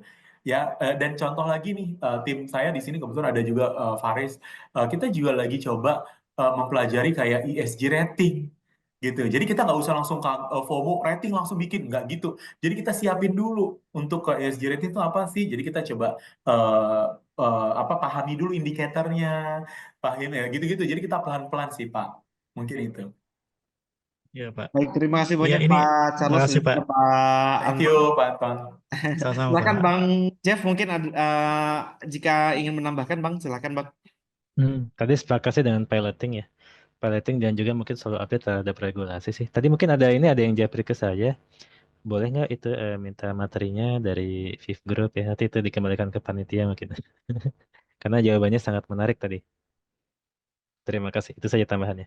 Baik. Terima kasih banyak Bang Jeff. Terima kasih juga Pak Charles. Terima kasih Pak Anton atas pertanyaannya dan tentunya jawabannya juga sangat luar biasa. Baik Bapak dan Ibu, tentunya pasti materi-materi yang disampaikan oleh Pak Charles dan juga Bang Jeff nanti kita akan share juga kepada Bapak dan Ibu semuanya. Saya mohon izin Bapak dan Ibu, saya izin untuk membacakan kembali pertanyaan-pertanyaan yang sudah masuk. Ini ada pertanyaan yang selanjutnya. Ini dari Bapak Nurfianto Malang. Oh, jadi ada dua pertanyaan Pak Charles dan juga Bang Jeff, izin saya untuk membacakan pertanyaan yang pertama. Dengan adanya kebijakan pemerintahan Donald Trump yang keluar dari Paris Agreement dan juga COP Climate Change, perhapusan kebijakan kendaraan listrik dan penggunaan EBT, apa dampak secara langsung dan tidak langsung terhadap pembiayaan finansial dan transfer teknologi, mitigasi dan adaptasi perubahan iklim khususnya pada Indonesia.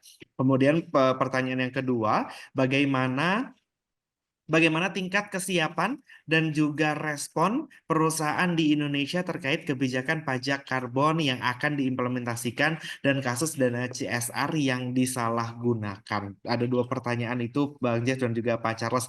Tadi mungkin sudah Pak Charles duluan yang menjawab mungkin untuk pertanyaan ini. Saya persilakan untuk Bang Jeff untuk menjawab dua pertanyaan tersebut terlebih dahulu. Silakan. Oke, siap. Terima kasih. Tadi mungkin yang kedua yang menarik juga ya tentang penyalahgunaan dana CSR ya. Em, Ya, kalau bahasanya kalau dari sudut pandang investment ya. Jadi mungkin kalau kita menanamkan dana 100 kali ya terkadang ada potensi kita mendapatkan partner yang kurang tepat mungkin ya seperti itu ya. Yang mana itu sangat disayangkan sekiranya ada penyalahgunaan dana CSR. Kenapa ya? Karena sebenarnya kan em, dana itu kan digunakan ya untuk memberikan impact ke sekitaran dan ya apapun judul CSR seperti itu. Jadi mungkin di antara yang bisa dilakukan sebenarnya kalau dari sudut pandang saya itu ya bagaimana memilih partner yang baik ya rekan-rekan ya. Walaupun kenyataannya di lapangan kadang tidak seperti itu gitu ya kan ada saja banyak kepentingan dan seterusnya. Ujungnya nanti kita bermain angka ya rekan-rekan. Angka long term bagaimana manajemennya sehingga ya dari tahun ke tahun rate-nya itu semakin kecil lah gitu.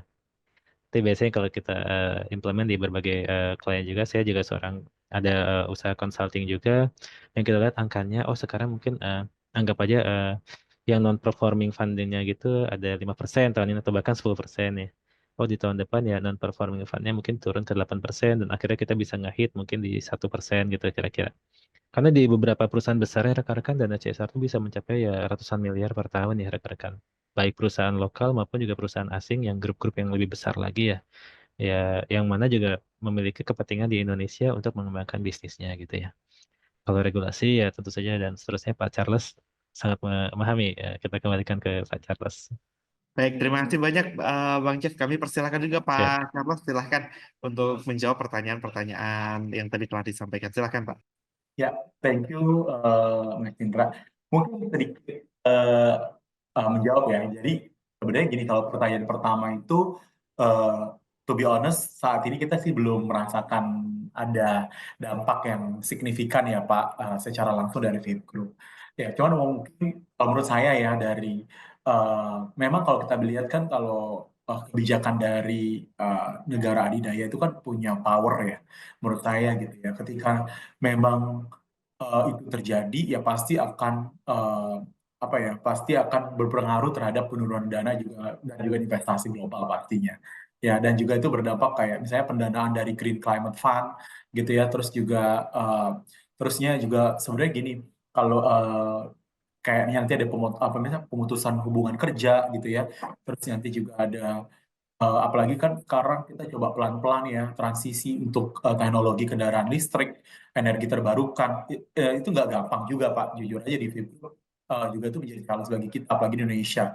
Ya apalagi contoh nih Pak, kalau kayak kita nih ya pembiayaan EV, ya itu juga nggak gampang juga ya Pak. Jadi karena masyarakat, apalagi kalau di VIP Group itu customer segmennya adalah middle low gitu ya. Memang tersebar tadi saya bilang 1.600 network, nggak segampang itu juga kita langsung mengubah gitu ya. Pasti transisi dan bertahap gitu ya. Dan tentunya itu juga berpengaruh juga ya bagi bagi Indonesia juga gitu. Karena memang sekarang kan pelan-pelan EV itu menjadi salah satu cara ya untuk bisa kita menuju decarbonization. Ya, nah itu dampak yang langsung kalau menurut saya.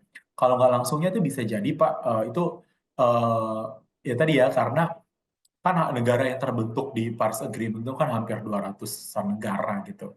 Ya pastinya juga akan berpengaruh ya terkait dengan komitmen global gitu ya Pak. Ya termasuk Indonesia juga ya tadi akan mendapatkan tadi ya tantangan challenge kita terkait dengan pendanaan dan juga dukungan terkait dengan teknologi.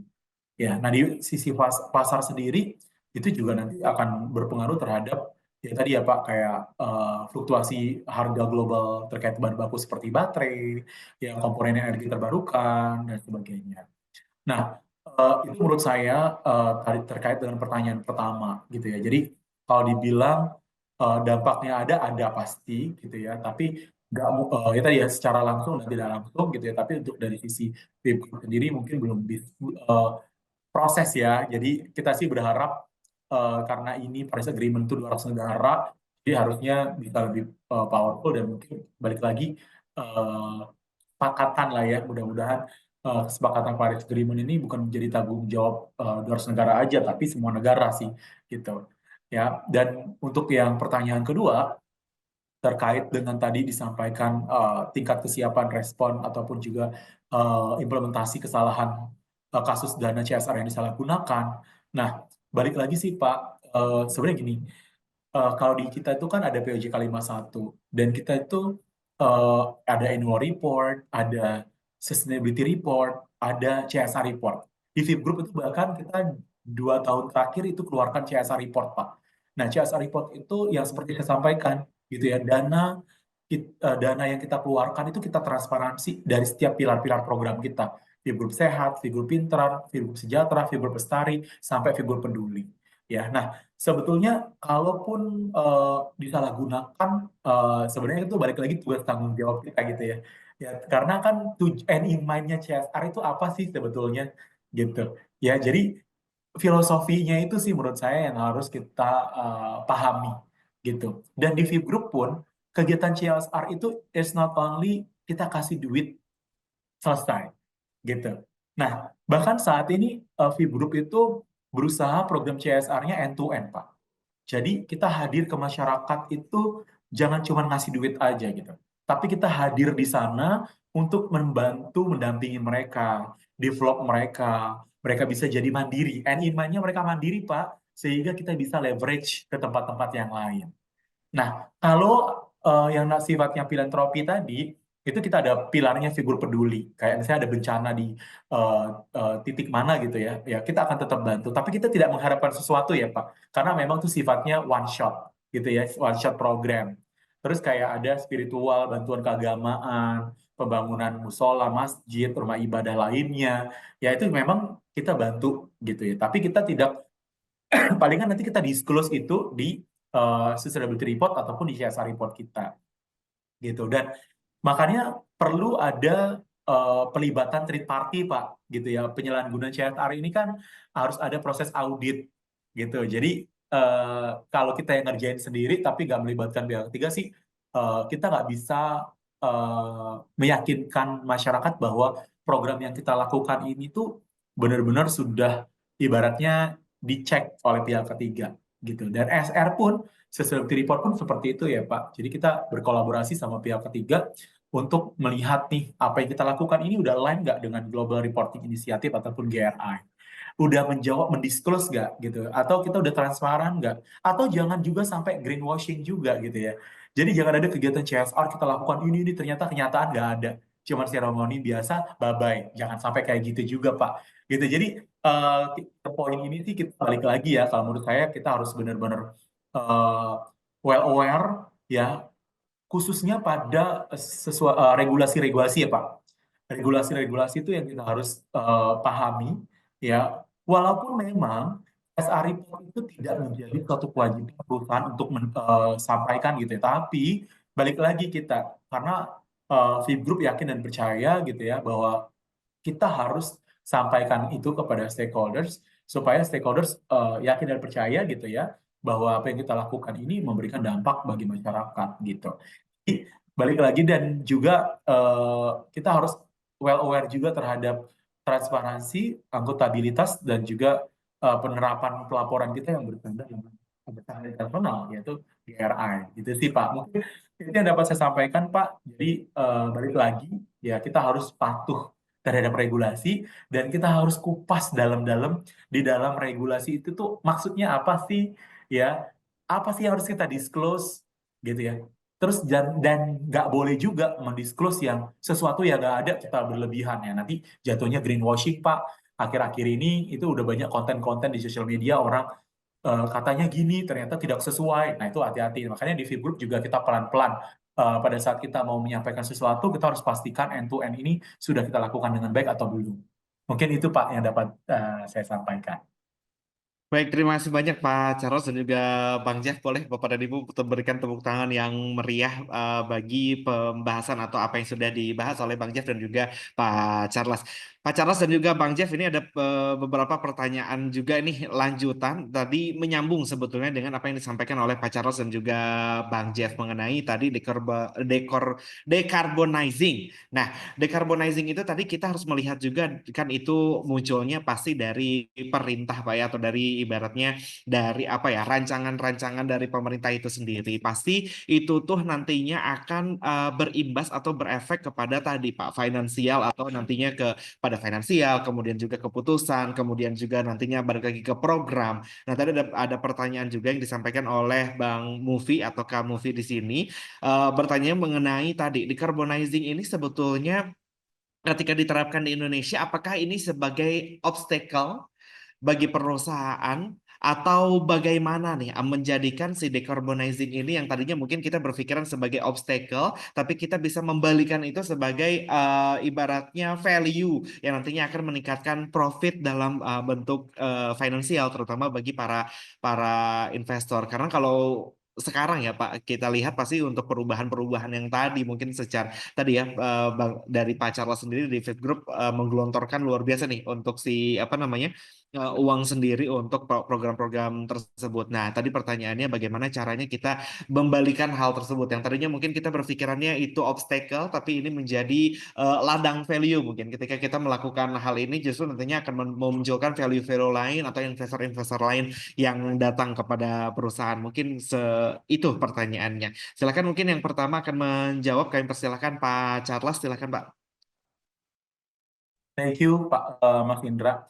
Oke, thank you Pak Mufi atas pertanyaannya ya terkait dengan konsep decarbonizing ya. Terus apakah ini sebagai obstacle, sebagai hambatan untuk usaha bertumbuh atau bisa kita balik sebagai profit? Nah, sebenarnya gini, kalau kita melihat suatu regulasi ataupun ketentuan itu kita jadikan itu opportunity ya Pak, bukan threat, bukan threat ataupun ancaman bagi kita gitu.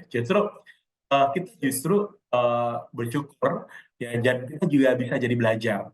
VIP Group mungkin saya sedikit cerita, departemen ini terbentuk itu Pak di 1 Maret 2023 officially ya. Jadi sebelumnya itu kita di 2022 itu masih ad hoc. Waktu itu saya megang corporate communications, terus ad hoc saya megang sustainability juga, dan itu benar-benar kayak ya udah sambil belajar lah, learning by doing. Nah, Terus setelah kita terbentuk, kita mulai fokus. Dan di sini ada kebetulan tim saya, Faris dan Sherin ya, ada dua tim saya yang hadir di sini. Nah, dari sini tuh kita coba visibility ya, gitu ya. Jadi kita coba belajar ya apa nih yang memang bisa kita lakukan gitu ya.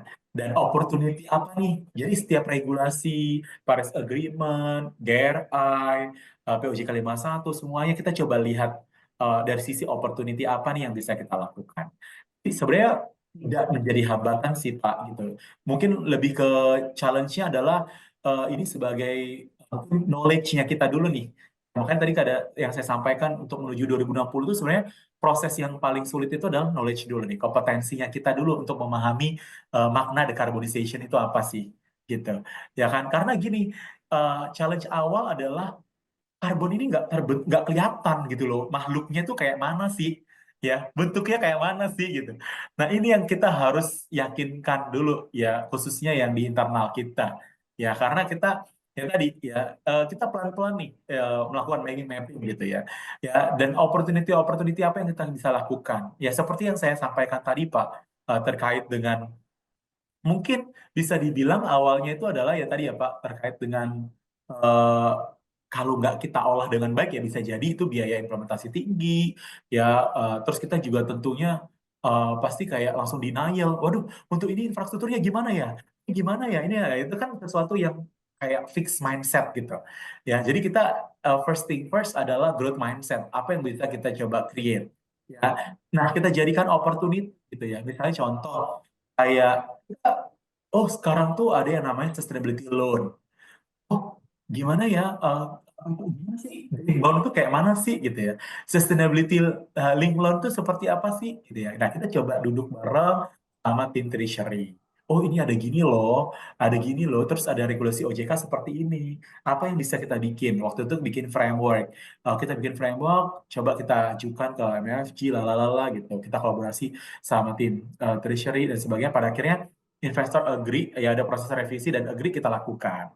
Terus apalagi nih? Nah tentunya Pak, Bapak Ibu kayak sustainability loan dan sebagainya itu kan opportunity juga buat kita. Ya kita dapat dana dari investor, kita olah, memang kita bikin kayak customer khusus misalnya untuk yang eh, pembiayaan solar panel, terus juga untuk disabilitas, bla bla bla. Tentunya juga ada margin yang memang kita berikan dan juga mendapatkan keuntungan dari kita juga, Bapak Ibu gitu. Nah itu ada treatment yang kita lakukan dan itu jadi opportunity buat kita juga.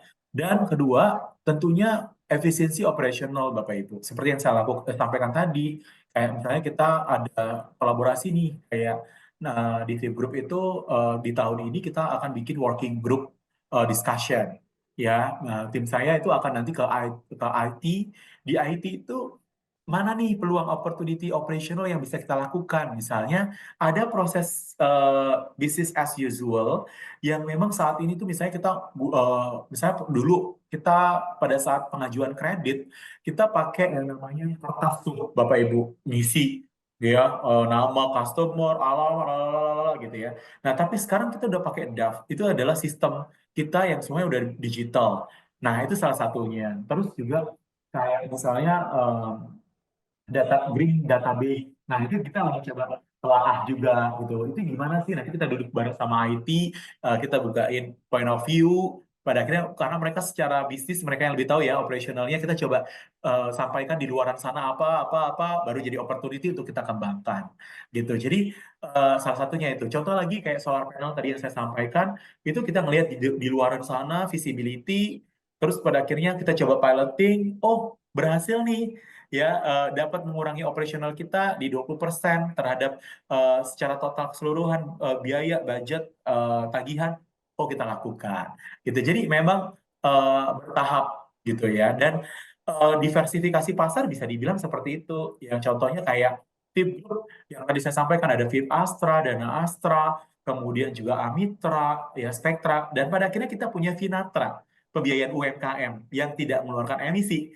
ya kan? Nah itu iya bertahap sih, proses-proses itu yang Vip Group lakukan, salah satunya adalah bertahap dan juga sebenarnya itu salah satu ya tadi ya reputasi ya Bapak Ibu. Karena kan kalau bisa dibilang Fit Group itu perusahaan issuer, bond issuer gitu ya.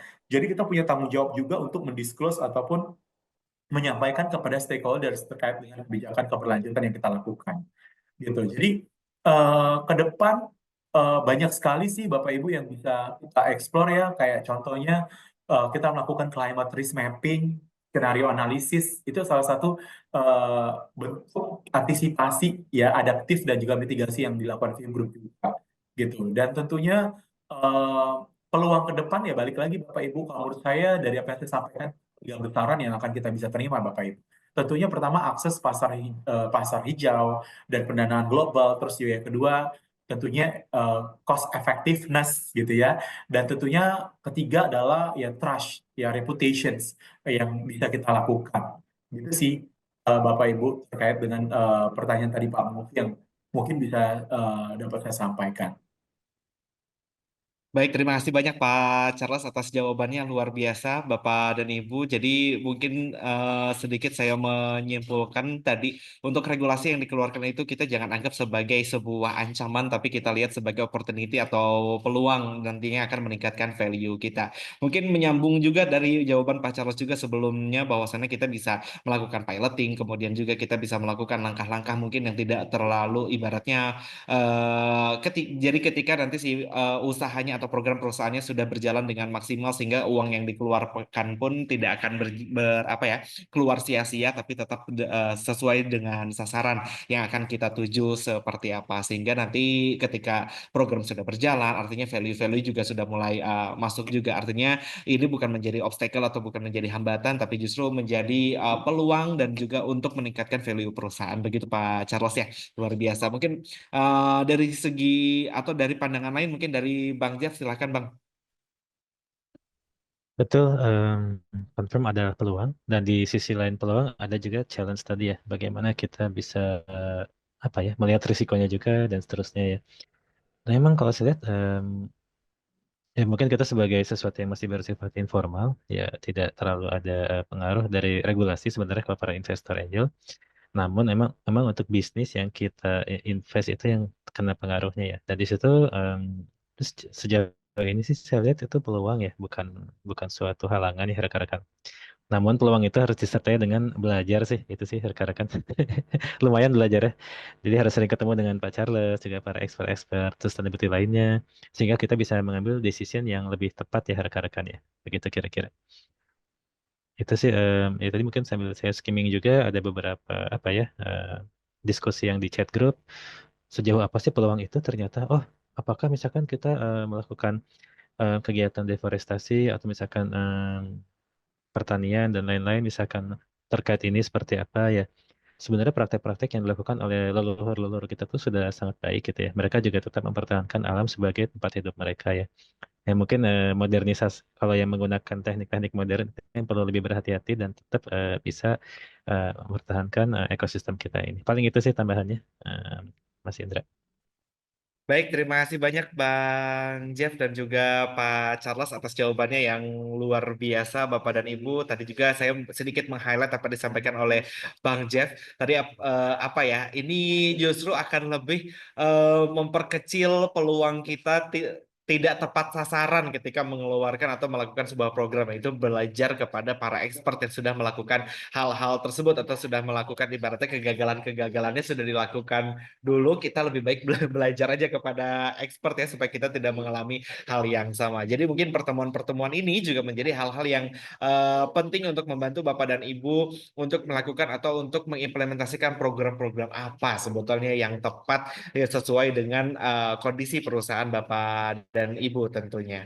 Nah, baik, karena waktu juga sudah berjalan, juga sudah cukup panjang, tapi tidak terasa ya, karena memang diskusi kita hari ini sangat hangat dan juga penuh dengan value yang kita bisa ambil. Jadi untuk diskusi atau untuk Sustainability Insight Series pada kesempatan kali ini kita cukupkan sekian Bapak dan Ibu. Nanti apabila Bapak dan Ibu atau rekan-rekan ada yang ingin bertanya, nanti mungkin bisa juga japri langsung mungkin ya Pak Bang Jeff dan juga Pak Charles, nanti bisa bisa melalui Instagram mungkin, atau mungkin nanti ada nomor yang atau ada kontak yang dapat dibantu untuk dapat dihubungi oleh para peserta yang hadir pada kesempatan kali ini. Tapi tentunya sebelum kita tutup, mohon izin Bang Jeff dan juga Pak Charles untuk menyampaikan sedikit closing statement dari hasil diskusi kita pada pagi hari ini. Mungkin yang pertama kita ke Bang Jeff terlebih dahulu. Silakan Bang. Oke, siap. Closing statement saya adalah teman-teman izin untuk selalu tetap positif dan di sini terhadap update-update terkait sustainability itu juga hal yang positif. Dan tadi mungkin kalau ada terkait double counting dari sisi investor sebenarnya nggak terlalu ngaruh ya. Jadi ternyata kita berbuat baik 2 kali lipat ya sudah. Tapi memang kalau untuk perusahaan besar itu perlu dihitung semua begitu double counting dan lain-lain. Dari semua pembahasan ini terkait bisnis-bisnis yang di alam tidak lupa melihat pada kearifan lokal kita sebenarnya rekan-rekan itu sangat relate dengan bagaimana ya kita berbisnis dengan tetap ya mempertahankan alam ya. Jadi kalau kita nurut sama kakek nenek kita, buyut kita ya harusnya sih aman ya alam kita. Itu sih. Tapi memang dalam konteks yang lebih besar itu Pak Charles mungkin lebih menguasai ya tentang bisnis yang besar, industri yang besar begitu ya. Mungkin itu Mas Indra closing dari saya. Baik, terima kasih banyak Bang Jeff. Berikan tepuk tangan yang luar biasa Bapak dan Ibu untuk closing statement dari Bang Jeff. Kami persilakan juga Pak Charles, silakan Pak untuk memberikan closing statement pada siang hari ini Pak. Ya, terima kasih Mas Indra. Oke, baik. Terima kasih sekali Bapak Ibu. Field Group diberikan kesempatan untuk sharing. Sampai dengan saat ini kita juga sama-sama belajar. Setuju tadi yang disampaikan oleh Pak Jeff juga ya. Kita regulasi berubah terus setiap saat ya Pak. Jadi mau nggak mau kita harus kayak up to date dan melihat perkembangannya seperti apa. Dan balik lagi yang namanya dekarbonisasi itu bukan hanya sebuah kewajiban moral gitu ya, tetapi juga peluang strategis untuk menciptakan nilai tambah bagi bisnis, ya, meningkatkan efisiensi operasional dan tentunya memperluas akses ke pasar global yang semakin berfokus pada keberlanjutan. Mungkin itu yang dapat saya sampaikan. Terima kasih, semangat mendukung keberlanjutan 2060 net zero emissions. Terima kasih. Baik, terima kasih banyak Pak Charles atas closing statementnya. Bapak dan Ibu para hadirin yang hadir pada kesempatan kali ini boleh berikan tepuk tangan yang meriah kembali bagi para pembicara kita pada siang hari ini. Baik Ibu Ida nanti dan juga rekan-rekan yang lain untuk untuk materinya nanti kita akan share kepada Bapak dan Ibu semuanya. Nanti boleh menghubungi kontak person yang sebelumnya mungkin Bapak dan Ibu hubungi. Nanti silakan boleh diminta untuk materi yang disampaikan oleh Pak Charles dan juga Bang Jeff pada siang hari ini. Baik, Bapak dan Ibu berhubung kita sudah hampir nih di ujung acara. Mohon izin kita untuk mendokumentasikan terlebih dahulu. Mungkin Bapak dan Ibu boleh silakan rekan-rekan boleh dibuka kameranya. Nanti mohon izin untuk kita akan melaksanakan atau kita akan capture layar kita untuk mendokumentasikan Sustainability Insight Series pada hari ini. Wah, luar biasa ya. Memang dari wajah-wajah Bapak dan Ibu memang penuh semangat dan juga gairah gitu ya untuk terus belajar. Luar biasa. Ada yang sedang dalam perjalanan juga Pak Fahrudin. Hati-hati di jalan. Juga rekan-rekan yang lain yang sedang di kantor ataupun sedang di rumah yang terus ingin berjalan. Sudah Bapak dan Ibu? Baik, kalau seperti itu mohon izin Bapak dan Ibu untuk kita akan tangkap layar kami. Mohon izin untuk boleh lihat ke kamera semuanya. Silakan berikan senyum yang terbaik dan juga semangat yang luar biasa. Mohon izin kita tangkap layarnya. 1, 2, 3. Boleh sekali lagi Bapak dan Ibu? 1, 2, 3. Baik, boleh jempolnya mungkin Bapak dan Ibu kita keluarkan ya. Oke, boleh jempolnya dilihatin. Mohon izin kita akan tangkap lagi layarnya kembali. 1, 2. Baik, terima kasih banyak Bapak dan Ibu, tentunya juga Pak Charles dan juga Pak Jeff yang sudah hadir pada kesempatan kali ini. Tapi Bapak dan Ibu, sebelum kita tutup, mohon izin saya menyampaikan sedikit. Nih kalau di SIS ini Bapak dan Ibu, nanti kita akan pasti berlangsung akan terus menerus. Tapi Bapak dan Ibu yang punya gairah lebih untuk belajar, kebetulan Olah Karsa kita sedang melaksanakan kerjasama dengan Universitas Ciputra Surabaya. Kita membuka Magister Manajemen Entrepreneurial Sustainability Management. Entrepreneurial Sustainability Management ini dirancang untuk membekali mahasiswa dengan pemahaman mendalam dan keterampilan praktis yang dibutuhkan dalam menciptakan, mengimplementasikan, dan mengevaluasi inisiatif keberlanjutan secara umum. Program perminatan ini mencakup 3 pilar utama. Yang pertama, Sustainability Opportunity Creation atau SOC, kemudian Sustainability Implementation and Reporting atau SIR, dan Sustainability Assessment and Evaluation atau SAE yang berfungsi sebagai landasan pembelajaran untuk memahami, mengembangkan, dan menerapkan prinsip-prinsip keberlanjutan dalam berbagai sektor dan juga konteks. Nah, keunggulan programnya yang pertama Project Based Learning, kemudian High Impact Networking, kemudian Live Interaction Class available by Zoom, kemudian juga Flexible Learning, kemudian Class on Weekend, kemudian Special Scam Recognition for the Experience. Nah, mahasiswa yang menduduki posisi manajerial minimal 5 tahun dapat melakukan konversi SKS setelah melalui tahap asesmen dan kajian oleh tim akademik. Jadi tentunya Bapak dan Ibu ini akan sangat memudahkan dan juga bagi Bapak dan Ibu yang ingin gitu ya, ingin terus belajar nih, saya sarankan kami hadirkan juga, kami telah berkolaborasi dengan Universitas Ciputra dan kami fasilitasi bagi Bapak dan Ibu.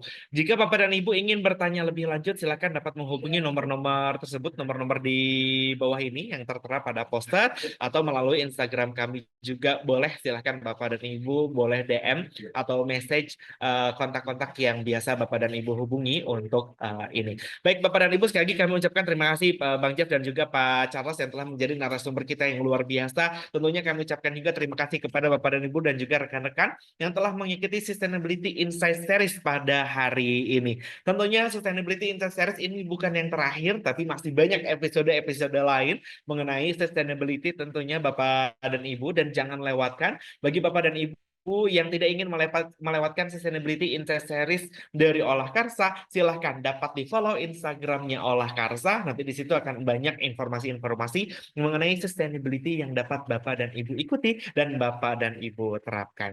Mungkin itu saja yang bisa saya sampaikan Bapak dan Ibu. Kembali kami ucapkan terima kasih banyak. Mohon maaf apabila banyak sekali kekurangan yang saya pribadi lakukan. Terima kasih. Selamat siang. Wassalamualaikum warahmatullahi wabarakatuh.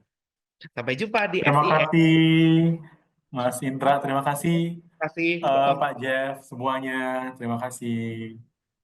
Thank you teman-teman. Thank you.